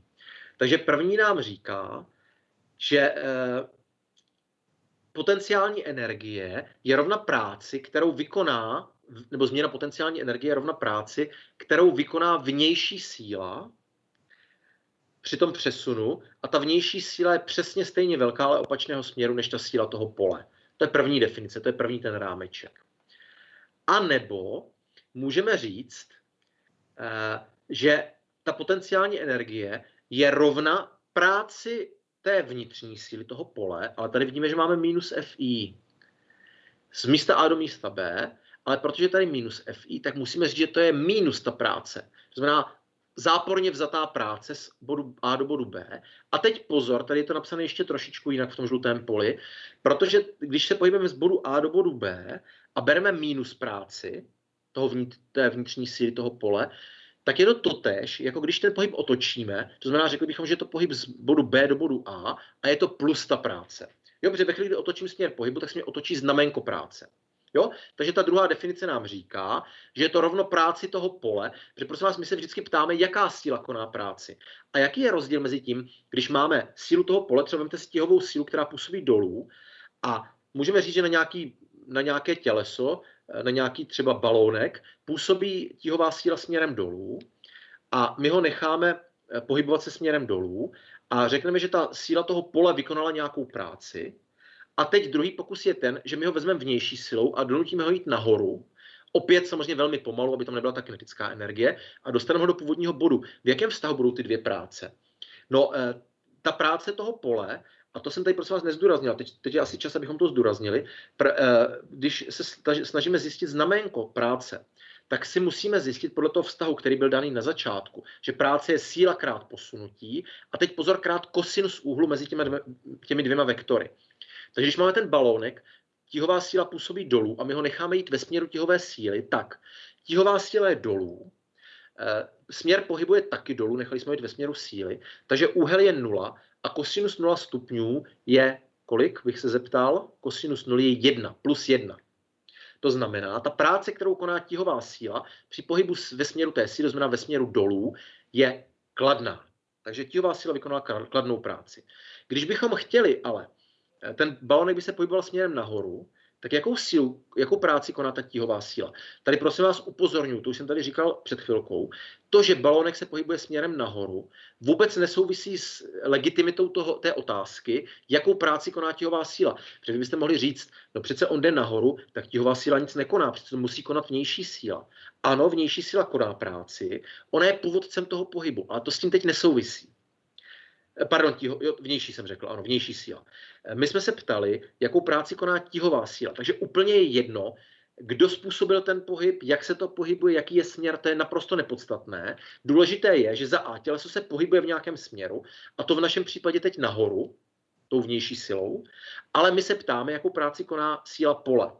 A ta směřuje dolů. Neboli směr síly dolů a směr pohybu nahoru svírá úhel 180 stupňů, pi, neboli kosinus 180 je minus 1. Takže práce, kterou koná tíhová síla, je v tomto okamžiku záporná. Ale pozor, pokud se pohybujeme pořád mezi dvěma stejnými body, tak bude stejně velká jako v tom opačném směru. Takže když jdeme z bodu A do bodu B dolů, tak je kladná, tíhová síla koná kladnou, když jdeme z B do A, tak je záporná. A teď otázka druhá, jaké práce koná vnější síla. No, když jsme šli z A do B, to znamená dolů, tak vnější síla to musela brzdit. Jo? Ona působí proti té tíhové stejně velká, opačného směru, takže ona to brzdí, aby tam nebyla právě ta kinetická, protože kdybychom nechali volný pád, tak ono se to rozběhne a dole to skončí s kinetickou, nenulovou. A to my teď nechceme. Takže ta vnější síla, když to jde dolů, tak jde proti směru pohybu, neboli je tam 180 stupňů, neboli koná zápornou práci. A naopak, když jdeme ze spodu nahoru, tak ta tíhová je ve směru pohybu, ta vnější je ve směru pohybu, takže koná práci kladnou. Jo, takže když se nad tím zamyslíte, takže při každém pohybu, že ty síly jsou opačné, tak jedna koná kladnou, druhá zápornou. A když ten pohyb otočíme, tak si ty síly vymění znamenka těch prací. No a tím pádem je legitimní to, co tady říkáme v tom druhém vztahu, že ta změna potenciální energie je rovná práci, kterou vykoná, pozor, vnitřní síla toho pole, ta tíhová v našem případě, ale druhé pozor, při posunu z bodu koncového do bodu počátečního, neboli v opačném směru, než se to ve skutečnosti koná. Jo, takže to jsou dvě ekvivalentní definice, jsou trošku zamotané, oni v podstatě vedou zase na integrální definici pomocí integrálu, nicméně my to teď bereme zase v tom zjednodušení. No a teď, protože my jsme většinou tady zatím v tíhovém poli, které je homogenní. Co to znamená homogenní pole? To znamená, že v každém bodě je stejně velká tíhová síla stejného směru. To znamená, my většinou to považujeme to homogenní pole v nějaké malé vzdálenosti nad povrchem Země. To je jedna věc. Teď prosím vás, mi ještě jednu věc, kterou jsem nezmínil, u potenciální energie je jeden problém. My tam musíme mít nějakou nulovou hladinu. Protože, jestli si všimnete, my jsme tady pořád mluvili, já jsem se snažil to i dodržovat v té své řeči, o tom, že se bavíme o změně potenciální energie. To znamená ne o velikosti, nějaké absolutní velikosti, ale o změně. A když je změna, tak musíme mít nějakou vztažnou hodnotu, ke které tu změnu vztahujeme. No a tu vztažnou hodnotu, to je trošičku ošemetné a trošičku problém někdy, my definujeme podle sebe. To znamená, to je věc, která je daná definicí. A v každé situaci můžeme definovat jinak. To znamená, není to jednoznačně dané. Takže když máme tíhové pole Země, tak často tu nulovou hodnotu definujeme na úrovni Země. Jo, protože my v těch všech našich úvahách byla vždycky jenom změna potenciální energie, nikde nebyla nějaká absolutní hodnota. Takže my řekneme, že u Země je to nulové a vůči Zemi potom můžeme použít ten vztah MGH. Když to těleso zvedneme ze Země do nějaké výšky H, tak potenciální energie toho tělesa se změní o nějakou hodnotu a ta je rovna hmotnosti krát tíhovému zrychlení krát té výšce. Takže takový jednoduchý vztah.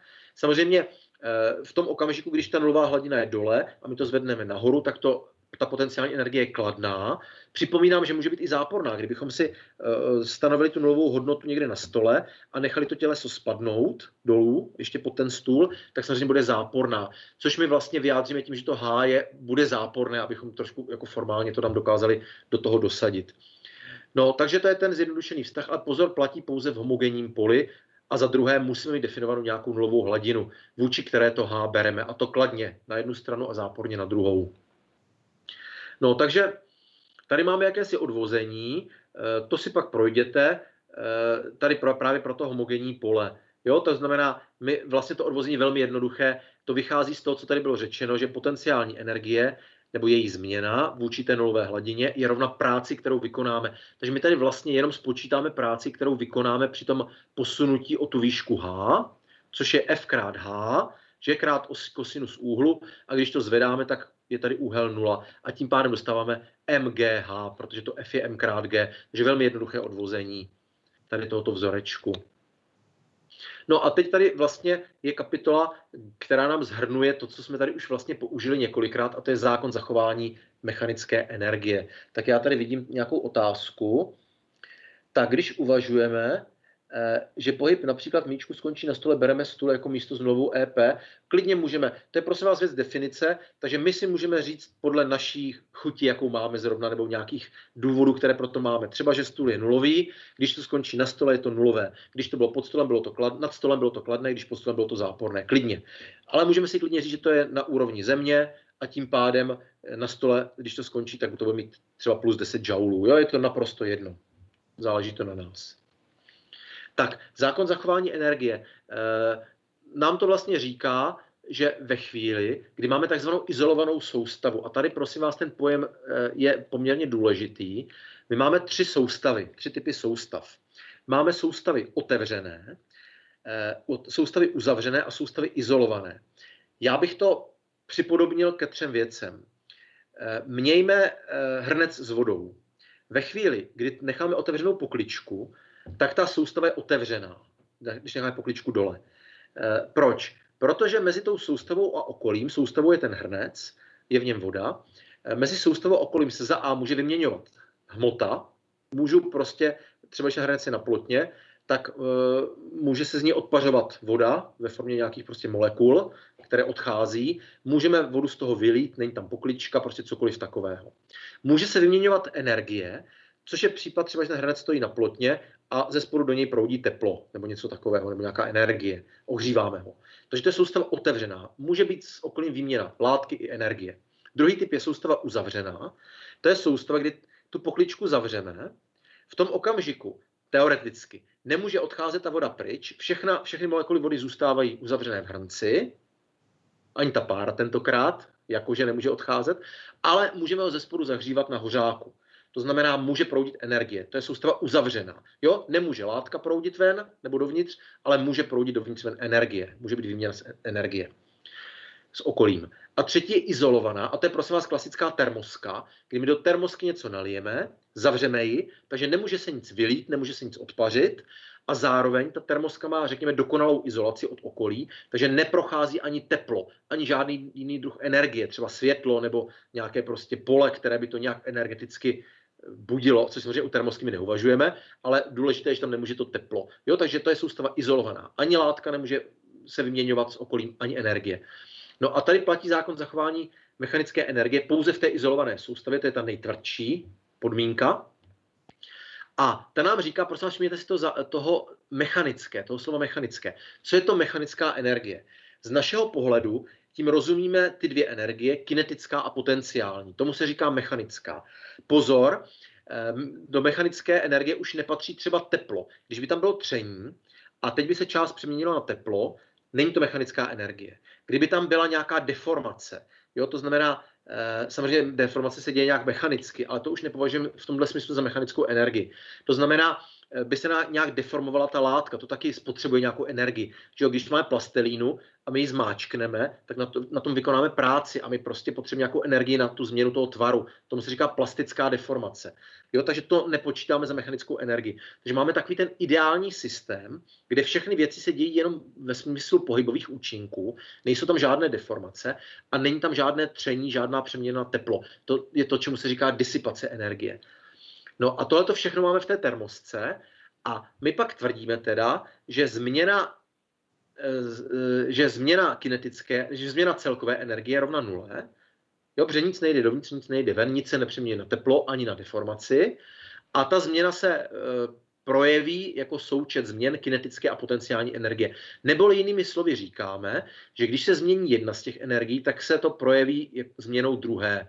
To znamená, že součet těch dvou energií je konstantní. Jo, tady se bavíme o změnách a tady se bavíme o nějakých absolutních hodnotách, které máme nějak definované vůči nějaké nulové hladině. Tady je problém s tou potenciální, že tady musíme mít definovanou nějakou nulovou hladinu. Takže slovně je to tady v tom žlutém poli, celková mechanická energie z izolované soustavy je konstantní. A to je zákon zachování mechanické energie. Samozřejmě my známe zákon zachování energie, ten platí vždycky, bez ohledu na nějaké tření a nějaké deformace. A tohle je vlastně jeho speciálním případem pro nějaké zjednodušující prostředí, pro zjednodušující situaci. No a teď se budeme bavit chviličku o časovém účinku síly. To je věc, které se říká impuls síly. Jo, takže práce byl dráhový účinek síly a impuls síly je časový účinek síly. Je to do jisté míry obdoba práce, ale místo změny souřadnice, změny polohy, bereme v úvahu změnu času. Jinak je to, dá se říct, v bledě modrém to stejné. Takže my si předpokládáme, že působí nějaká síla na těleso nebo na hmotný bod, a to ne na nějaké dráze, ale po nějaký čas. Samozřejmě ono je to spolu spojené, že většinou, když působí po nějaké dráze, tak to působení se děje nějaký časový interval. Ale my si jednou všímáme jedné veličiny a jednou druhé, takže teď si budeme všímat toho času a ta dráha, byť tam je, taky necháváme jakoby bokem. Jo, to jsme si už probrali dostatečně, ta nás teď nezajímá. Takže po nějaký čas působíme silou a teď pozor, prosím vás, dojde ke změně hybnosti. Ta změna hybnosti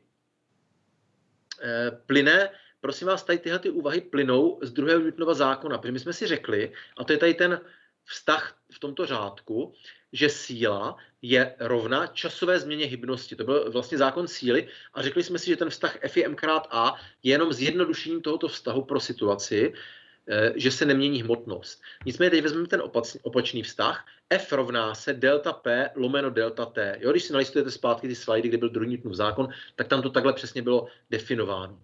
Že síla je rovná nebo úměrná časové změně hybnosti. Když ten vztah přepočítáme, převedeme, vyjádříme z toho hybnost, tak nám vyjde, že delta P je F krát delta T. A právě to F krát delta T nazveme impulzem síly.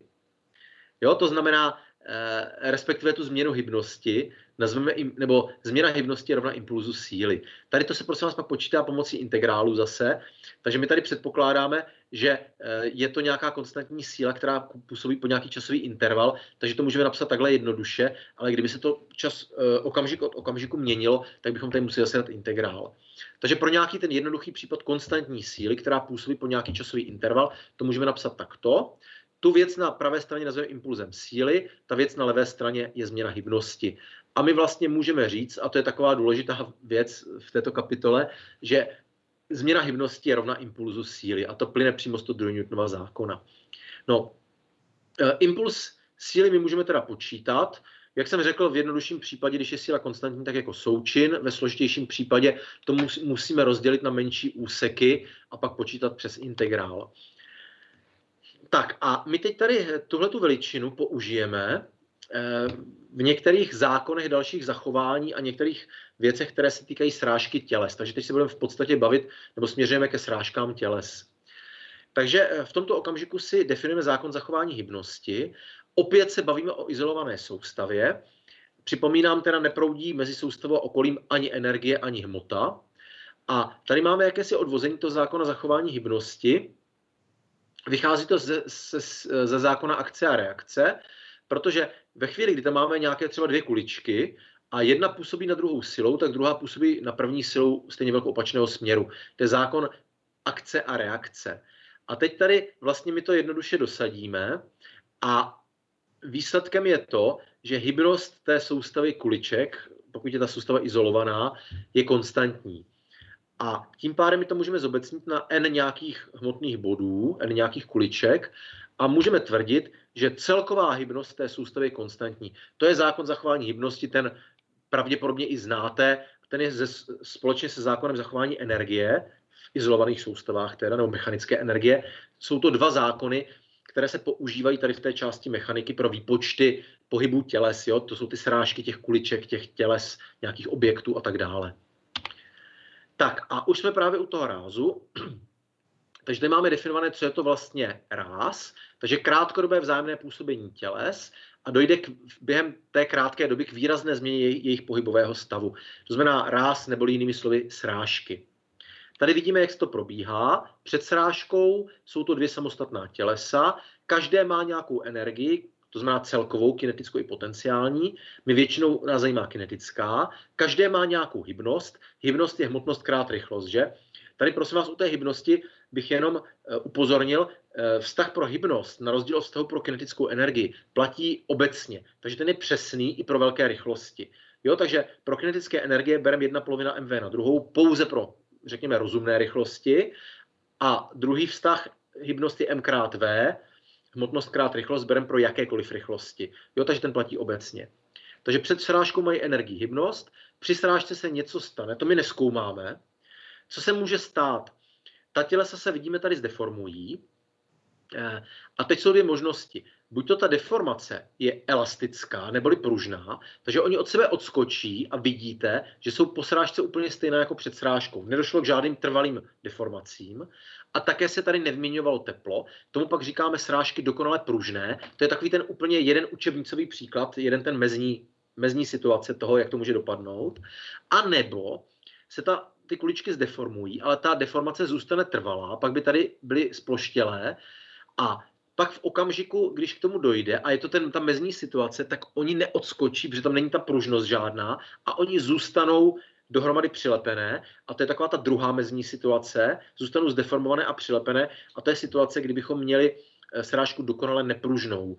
To znamená, dejme tomu, když to budou dva tenisové míčky, tak dojde k něčemu, jako je ta dokonale pružná. Oni odskočí a pohybují se zase nějak jinak a každý má nějakou energii a hybnost po té srážce. A nebo jsou to dvě kuličky plastelíny, které se slepí. Pak je to ta dokonale nepružná a zůstanou slepené, vytvoří jedno těleso. To jsou mezní situace. Samozřejmě reálná situace je vždycky něco mezi tím a víc nebo méně se to přibližuje k jedné nebo k druhé té mezní situaci. A pokud to lze zjednodušit, tak my to zjednodušíme a počítáme teda jeden nebo druhý ten mezní případ, to znamená srážku dokonale pružnou nebo dokonale nepružnou. Tak u té srážky figurují takzvané nárazové síly. Co to je nárazová síla? No v okamžiku, kdy se to srazí, ta tělesa, tak jedno na druhé a samozřejmě pak druhé na první působí nějakou silou, která je časově proměnná. To tady vidíme, jo, to je něco, co nedokážeme úplně dobře definovat. Nebo si to představte, že jede auto a narazí do zdi. Tak v tom okamžiku, aby to bylo trošku jednodušší, abychom tam měli jenom to jedno těleso, které sledujeme, ta zeď je samozřejmě tím druhým tělesem. Tak v tom okamžiku to auto působí na zeď nějakou silou, která probíhá v čase. Zcela jistě před tou srážkou ta síla bude nulová, a po srážce, až to prostě skončí, všechno se to uklidní, ustálí, tak ta síla bude taky nulová. A mezi tím je nějaký neznámý časový průběh. No a to stejně ta zeď na auto, samozřejmě stejně velkou silou opačného směru. A to je to, co my tady vidíme. Jo? Před srážkou nulová, jo? Těsně po srážce nulová a mezi tím po nějaký časový interval tau je to něco takového, co má někde maximum a jde to z nuly na obou stranách. Samozřejmě ten průběh může být jakkoliv složitý. Ve chvíli, kdyby tam byly nějaké pružiny pomyslné, tak ten průběh může tady nějak zaoscilovat, nebo něco prostě může udělat složitějšího. Může to víc nebo méně připomínat trojúhelník. A teď pozor, prosím vás, čím ta srážka je, nebo čím to auto, řekněme, obsahuje nějaké části, které se plasticky deformují, čím více je tam těch částí, a dojde k plastické deformaci, tak v uvozovkách tím víc energie nějakým způsobem právě odčerpáno té mechanické, protože na začátku má to auto pouze kinetickou energii, tak je tím větší část té mechanické energie je přeměněna na tu práci, na tu trvalou deformaci a tím pádem je to, řekněme, výhodnější pro toho řidiče. Jo, proto to auto má určité deformační zóny, proto taky auta se dělají z kovů, protože ty se velmi dobře plasticky deformují, ty plechy. Není dobré tam dělat něco, co je pružilo. A tím pádem, prosím vás, čím je jakoby víc ta srážka nepružná, tak tím je tady ta křivka sploštělejší. A teď je otázka, co nejvíc ublíží tomu řidiči. No právě tady ten pík. Takže tím pádem, když je tam víc těch deformačních zón a je to více se to deformuje, tak sice, prosím vás, protože to auto má na začátku stejnou hybnost, ať má deformační zóny nebo nemá, a ta hybnost je vlastně, my jsme si řekli zjednodušeně, síla krát čas. A my to můžeme nahradit tou proměnnou sílu nějakou střední silou. A tím pádem ta síla krát čas, to, čemu říkáme impuls síly, je plocha tady pod tím obdélníkem, jo, tady pod tou rovnou čárou. A co my vlastně tím nahrazujeme? Tuto proměnnou sílu. Takže ve výsledku vlastně, a to pak budeme dělat, až budeme mluvit o integrálech, ten impuls síly je roven ploše pod tou křivkou. A protože je to rovno hybnosti toho auta, tak ať to auto narazí jakýmkoliv způsobem, tak na začátku má pořád stejnou hybnost. Ta zeď má pořád nulovou hybnost. Takže celková hybnost, která tam vstupuje, je vždycky stejná, ale ve chvíli, kdy jsou tam ty deformační zóny, tak ta křivka má sice stejnou plochu, protože ta je rovna té změně hybnosti. To auto na začátku má hybnost, na konci má nulovou, protože se zastaví. Takže plocha je pořád stejná, ale ta křivka se sploští a protáhne se. Což pro toho řidiče je bezesporu výhodné, protože to, co dělá jemu problém, je to maximum té síly. Takže kdyby tam byly nějaké dokonalé deformační zóny, tak ta křivka bude velmi, velmi sploštělá, velmi natažená a tomu řidiči se vlastně nic nestane. Ve chvíli, kdy to auto je velmi málo deformovatelné, to je takový ten tvrdý náraz, tak ta křivka vylítne na strašně krátký okamžik hodně nahoru a samozřejmě pro toho řidiče je to fatální. Jo, takže to je trošičku to uvedení do toho kontextu, co to vlastně znamená v nějakých, řekněme, reálných situacích, tady ty nárazové síly a jak se můžou měnit a to, že to odpovídá změně hybnosti. Takže ať uděláme jakýkoliv druh toho nárazu, tak vždycky ta plocha pod tou křivkou musí být stejná. My to v druhém semestru budeme ještě o těch nárazových silách bavit víc a počítat je. Jo, takže s tím se ještě setkáme. Jinak ty rázy, tady máme nějaké dělení středové, přímé, rovinné. Jo? My bereme většinou, nebo ne většinou, tady v tom kurzu bereme tak, že je to střed na střed ty kuličky, takže nejsou to takové nějaké ty šťouchy na kulečníku, jo? Kde se to jenom takzvaně lízne a dělá to nějaké složitější pohyby, ale bereme ty středové, že to narazí prostě v jednom směru, to jde ve směru osy X, narazí to a v tom směru to zase odskočí. To jsou ty nejjednodušší situace. No a tady máme ty rázy rozebrané, ten dokonale pružný, já jsem to už vysvětlil, odskočí ty kuličky a dál se pohybují jako dvě. Pozor, prosím vás, může nastat situace, že před srážkou ty kuličky mají nějaký směr a třeba jedna stojí a druhá má nějaký směr a po srážce mohou odskočit obě dvě, anebo se mohou pohybovat v jednom směru. Tam ta situace může být různá podle toho, jak má která jakou hmotnost a jakou rychlost. Jo, takže ne vždycky odskočí od sebe navzájem, ale jsou i situace, že ten pohyb pokračuje dál ve stejném směru. Dokonale nepružný ráz, tam se spojí a vznikne jedno těleso. A teď jak to matematicky počítat, jaké zákony použít? Ten ráz dokonale pružný má tu výhodu, jak už jsem řekl, že tam se nestrácí žádná část energie do plastických deformací a do tepla a do takovýchto nevhodných druhů energie se to nepřeměňuje. To znamená, tam platí zákon zachování mechanické energie. Protože na okamžik té srážky se ty kuličky zdeformují, to jsou jako pružinky, ale pak od sebe odskočí a ty zdeformované pružinky nám vrátí tu energii do toho systému zase. Takže u rázu dokonale pružného platí zákon zachování mechanické energie a dále platí zákon zachování hybnosti, ten platí vždycky.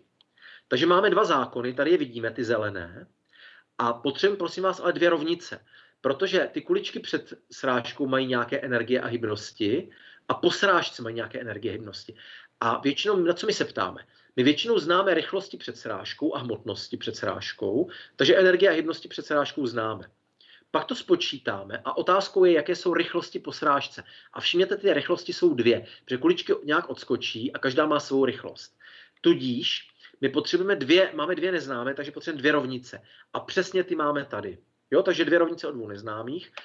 Prosím vás, jenom připomínám, ten zákon zachování mechanické energie je jednoduchý. My řekneme, že součet energií před srážkou a po srážce je roven. A bavíme se pouze tady jenom o kinetických energiích, protože potenciální řekneme, že jsou nulové. Jo? Dáme tu nulovou hladinu na tu rovinu, v které ty kuličky jsou. Samozřejmě lze to udělat i složitěji, jo? Aby tam byly potenciální, ale většinou ty ukázkové učebnicové příklady tohleto nemají. A tím pádem my řekneme, že jedna polovina M1V1 na druhou plus jedna polovina M2V2 na druhou rovná se témuž po srážce, kde nahradíme ty rychlosti těmi konečnými. Takže máme dvě neznámé. Trošku složitější zákon zachování hybnosti, protože ten je pozor vektorový. Takže my řekneme, že součet hybností před srážkou, ale vektorově, to znamená M1V1, ale vektor před srážkou, plus M2V2, je roven témuž po srážce, ale opět vektorově. A tím pádem my musíme udělat průměty do osy x, takže musíme ten zákon napsat vektorově. Pak on je ale jenom ve směru jedné osy, ten děj, takže ho přepíšeme na skalární.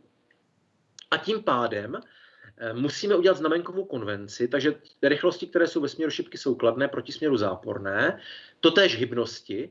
A teď pozor, my nevíme většinou, jak to po srážce dopadne. Jestli ty rychlosti po srážce budou kladné, protože jdou doprava obě dvě, nebo záporné, nebo jedna bude kladná, jedna záporná. To my většinou úplně nemůžeme předjímat až na nějaké jednoduché situace. Takže my uvažujeme tak, že předpokládáme, že ty rychlosti budou třeba ve směru osy x, to si zvolíme libovolně. Tím pádem do té rovnice dáme se znamenkem plus ty jejich průměty. A teď vyřešíme ty rovnice a pozor, ve chvíli, kdy nám vyjdou ty rychlosti kladné, nebo jedna, druhá, to je jedno, kladná, tak víme, že je to ve směru osy x.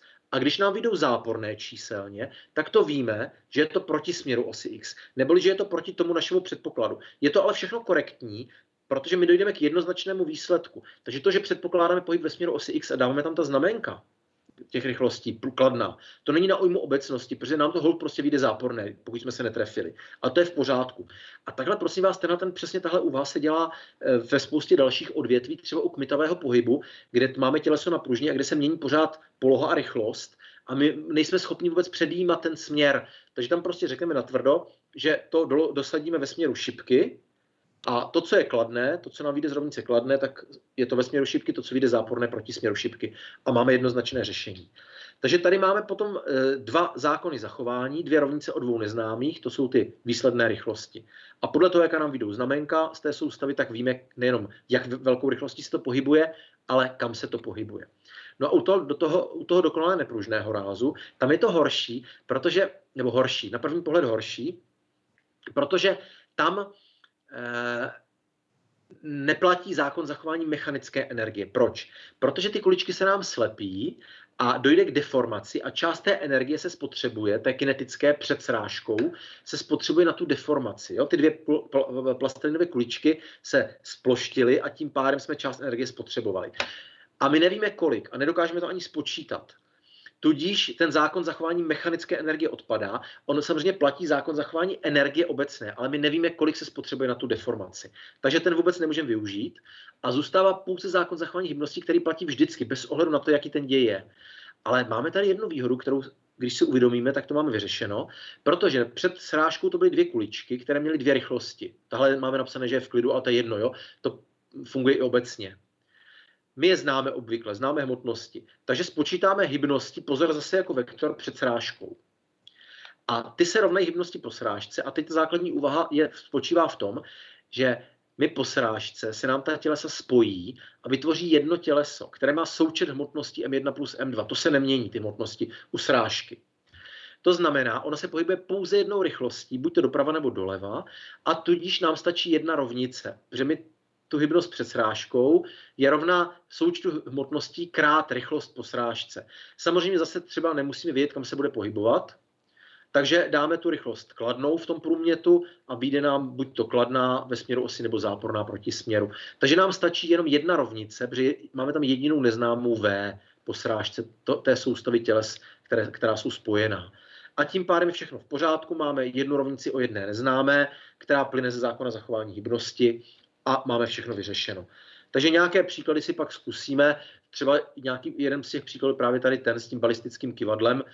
Jo, tam se to využívá, protože když balistické kyvadlo, to je nějaký pytel s pískem, který visí na provaze. My do něj střelíme a ta střela uvízne v tom písku. To znamená, pro nás je to dokonale nepružný ráz, tady tohleto, protože ta střela s tím pískem vytvořila jednu soustavu. Ona se neodrazila pružně, ona splynula. A výsledná soustava má hmotnost, která je rovna součtu hmotnosti toho pytle plus té střely. A má tím pádem jenom jednu společnou rychlost. Takže to je příklad, kdy můžeme využít pouze zákon zachování hybnosti a ne zákon zachování mechanické energie pro tu vlastní srážku. Ale prosím vás, my tady využijeme ještě v druhém kroku taky zákon zachování energie, ale ten už se netýká srážky, protože co to balistické kyvadlo udělá? Ono v důsledku té změny hybnosti a samozřejmě i změny energie, my jenom nevíme, jaká je ta výměna, tak ono vykmitne do boku, protože pověšené na provaze, do nějaké mezní polohy, takže změní svou potenciální energii a ta bude rovna právě kinetické energii té střely. Takže to je zákon zachování energie, ale ten se použije až po srážce, aby vám to nepřipadlo, že máme dokonale nepružný ráz, což je evidentně, a vy použijete pouze zákon zachování hybnosti pro srážku, ale pak v druhém kroku ještě zákon zachování mechanické energie, ale to už není pro tu srážku, to už se týká jenom vykmitnutí toho tělesa, kdy porovnáváme energii kinetickou té střely s energií potenciální toho, že ten pytel vystoupí jakoby výš tím, že vykmitne do nějaké mezní polohy. Takže to je tady k tomuto a vlastně tím bychom v této chvíli skončili dynamiku. Máme probrané vše, co je potřeba. Druhé počítačové cvičení se týká právě dynamiky, takže to nám vyšlo úplně krásně. Kolegyně s vámi spočítá tady ty příklady a tady zdůrazňuji, opravdu si na to dejte pozor. V té dynamice ty příklady, které se týkají pohybových rovnic a řešení pohybů těles, tak jsou opravdu takové ty typické příklady, které jsou u zkoušky, takže to rozhodně nepřeskočte a rozhodně věnujte i dost jaksi úsilí spočítání samostatně toho domácího úkolu, který vám teď z té kinematiky a dynamiky, to znamená 2 sady příkladů, vám teďka dám do e-learningu dneska, napíšu vám k tomu nějaké termíny, otevřu vám v informačním systému kolonky na odevzdání, vy si to naskenujete a odevzdáte a tím pádem za to nejsou přímo jakoby body, tady to odevzdání je povinné a připomínám, je to povinné odevzdat v nějakém, řekněme, dostatečně kvalitním jaksi formátu. To znamená, prosím vás, ve chvíli mě to někdo odevzdá a budou tam zcela zásadní nedostatky, tak to nepřijmu, ten úkol, a nebudete mít prostě tu fajfku, která slouží k zápočtu. Jo? Samozřejmě netvrdím, že tam nemůže být chyba nebo něco prostě jako trošku hůř udělané, ale v zásadě by to mělo být všechny ty úlohy, které tam jsou. To znamená, v každé části těch 6 úloh by v zásadě mělo být nějakým rozumným způsobem zpracované. Já tam, prosím vás, u toho zadání úloh mám i vždycky informaci k tomu, jak to máte řešit. Je tam více nebo méně obsáhlý text, který vás vlastně navádí, říká vám, jaké vztahy máte použít, jak máte uvažovat, jak máte postupovat. Jo, takže doporučuji si to přečíst a zkusit každý samostatně na to přijít a neudělat tu chybu jako někteří v minulosti, že to třeba někde stáhnou z internetu, opíšou od někoho a v podstatě nad tím nepřemýšlí. Je potřeba, abyste to zvládli samostatně a když bych vám to vaše řešení sebral, tak abyste ho byli schopni zopakovat od A do Z, abyste se tam někde nesekli. Jo, takže to je tady k tomuto, najdete to během dneška ještě v e-learningu spolu s pokyny. Takže vám děkuji za pozornost, zeptám se, má někdo nějaké poznámky, připomínky k obsahu nebo k organizaci? Pokud má, tak se přihlašte. Nemá. Tak doufám, že to bylo srozumitelné a že všichni všechno budou schopni se naučit a pochopit a bez problémů zvládnout. Tak vám děkuji za pozornost. Teda příště, jak jsem byl upozorněn, je teda státní svátek, takže potkáme se za 14 dní. Takže děkuji za pozornost a nashledanou.